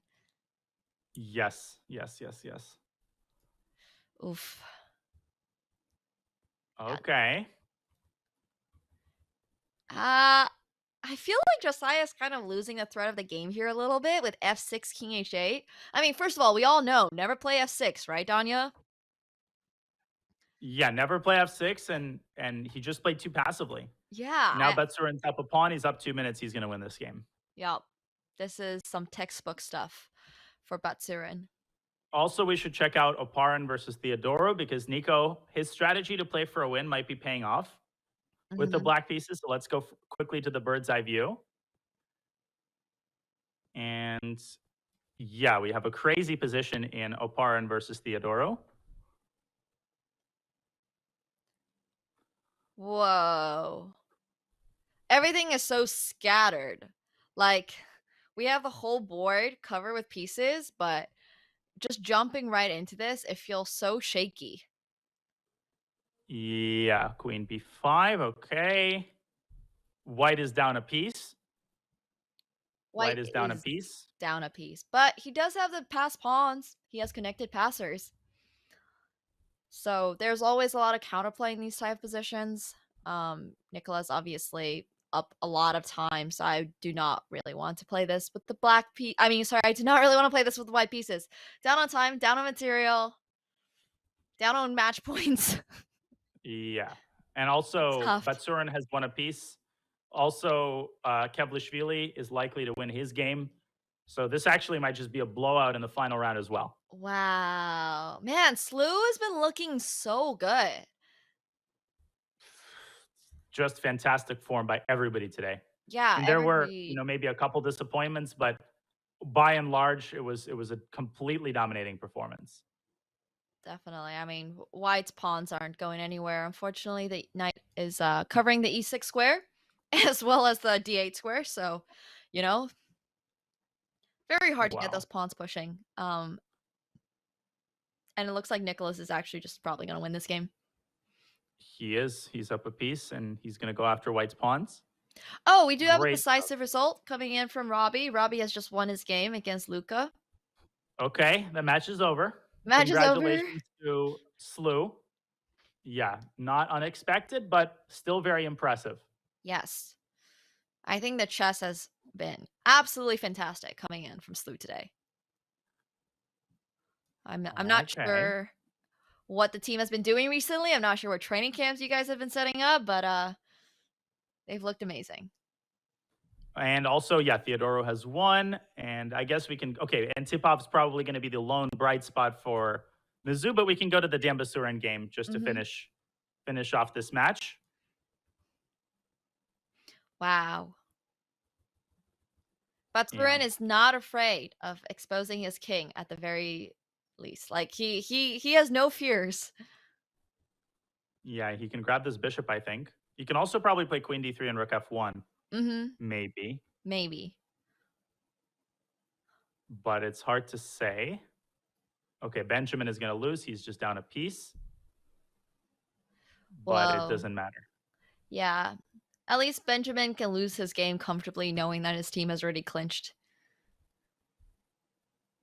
Okay, queen to d3, queen c1, rook f1, as Danya has predicted. Yeah, but bishop d4, bishop g6. And Josiah might hold this game. Wow. But it doesn't matter. Yeah, rook d1 and rook d7, actually. Rook d8. Very nice. Josiah might hold. Rook e1. Don't blunder checkmate. Yeah, but he's... bishop g6, maybe. Bishop g6 defending against e8. Or you can just go king to g8 as well and not worry about that. But... And blunder all of his pawns. Yeah. Losing all the pawns seemed like a way worse decision. But it was going to be tough either way. So just push a5 and win the game. Okay, for some reason Benjamin is playing down a bishop and 2 pawns. He will resign as well.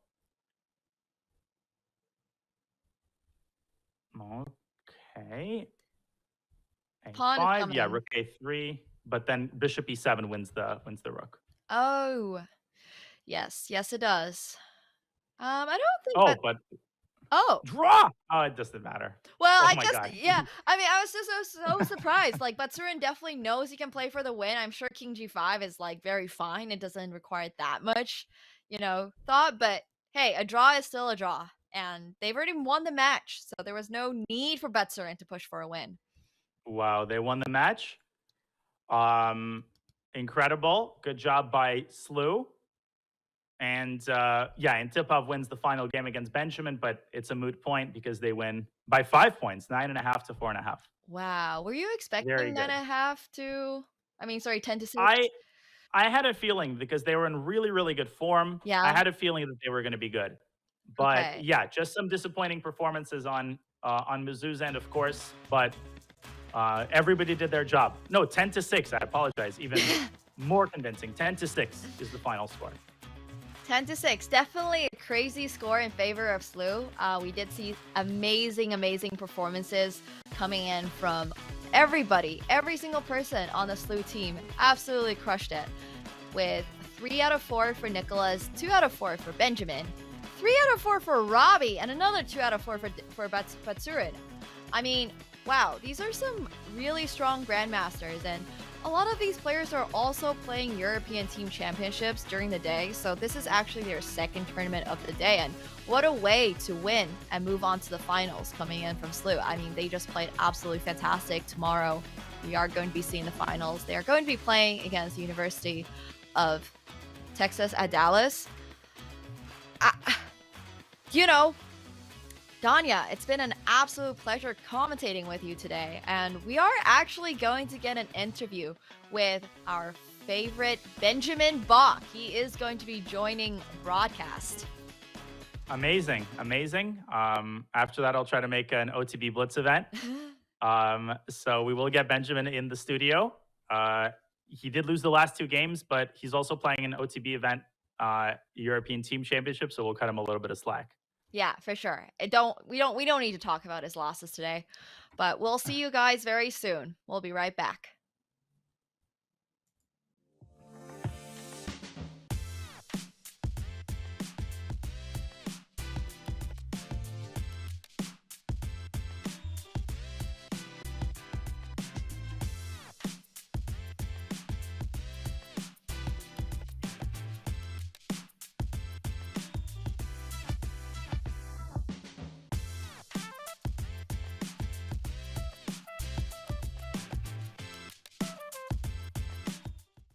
Any good chess tactics book has one pattern in it that feels like it is on a completely different level than all of the other tactical patterns.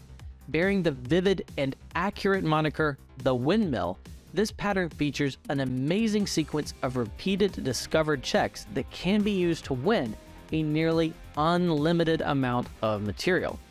The most famous windmill is definitely the one played by Mexican prodigy Carlos Torre against former world champion Emmanuel Lasker. But Bobby Fischer's game of the century also features a windmill. Here's another one that I really like. White starts with a rook sacrifice that leads to a combination of bishop and rook checks that simply consume Black's forces. The Lafong is a dirty trick that will probably only work at bullet, but you have to pull it off at least once in your life.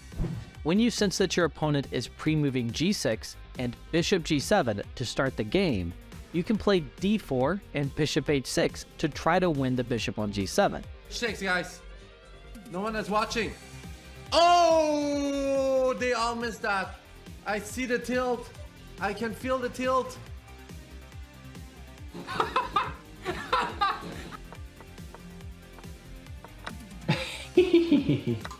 It is a high risk and high reward strategy because you are hanging your own bishop if you don't catch them in a pre-move. But it is certainly hilarious when you do pull it off. Like one of my friends, Asios, he made a bot. The report chart was partly based on hyperbullet games, so then you could see a lot of the Lafongs and queen c2 takes h7 and so on. So.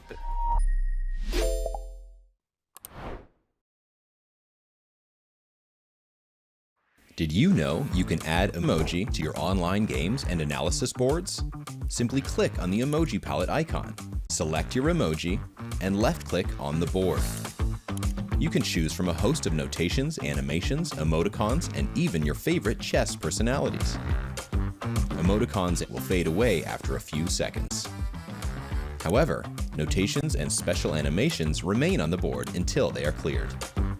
To clear them, simply left-click on the emoji or hit the Clear All button at the bottom of the palette. Have fun. Try them all on Chess.com.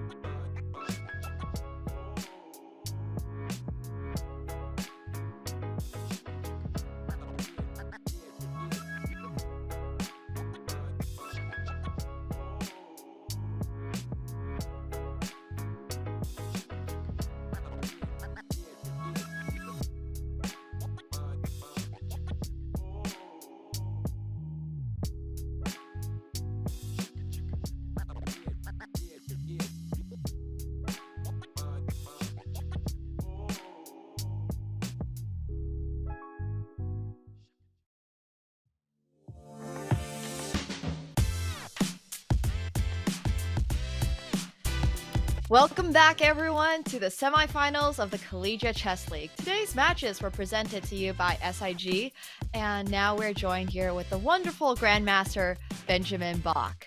Benjamin has just won the match against Mizzou, and you guys are going to be going into the finals tomorrow, actually, against UT Dallas. But I did really want to ask you, since we interviewed you the previous week, what happened between last week and this week? Did you tell your team to step it up or something? Because last week you were calling them out for losing to Mizzou while you were gone.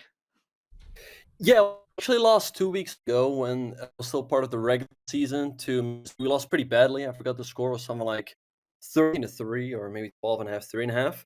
But yeah, well, today I was there. The captain, led the way, and I guess everyone was inspired to play better chess. And yeah, everyone played pretty well on every board, as you guys could see.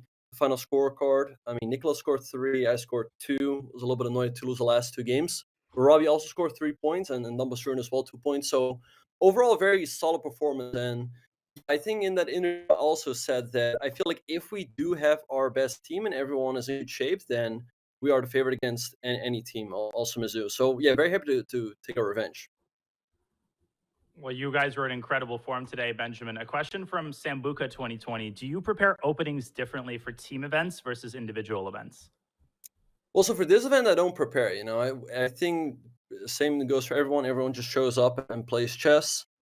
Well, I am actually at the European Team Championship, so that is a team event. But I wouldn't say that I prepare differently for team events as opposed to individual events. I love that. Thank you so much, Benjamin, for joining us. And huge congratulations on moving on to the finals tomorrow. We are going to be seeing you play against Dallas. And as a reminder to everyone, tomorrow is going to be the very, very last day for this season's Collegiate Chess League. Tomorrow. And good luck in your classical game tomorrow, Benjamin. Oh, yeah, of course. Good luck to you, Danya, in your Blitz event. Thank you. Thank you. We'll see you. We'll see you, Benjamin. Good luck. Thank you so much. Yeah, I'll see you guys around. Yeah.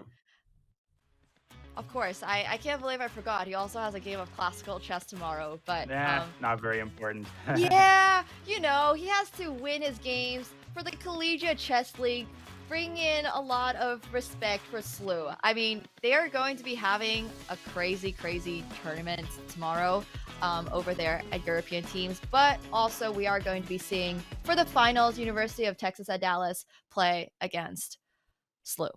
2 of our favorite teams. It's been really, really fun hosting with you today, Danya.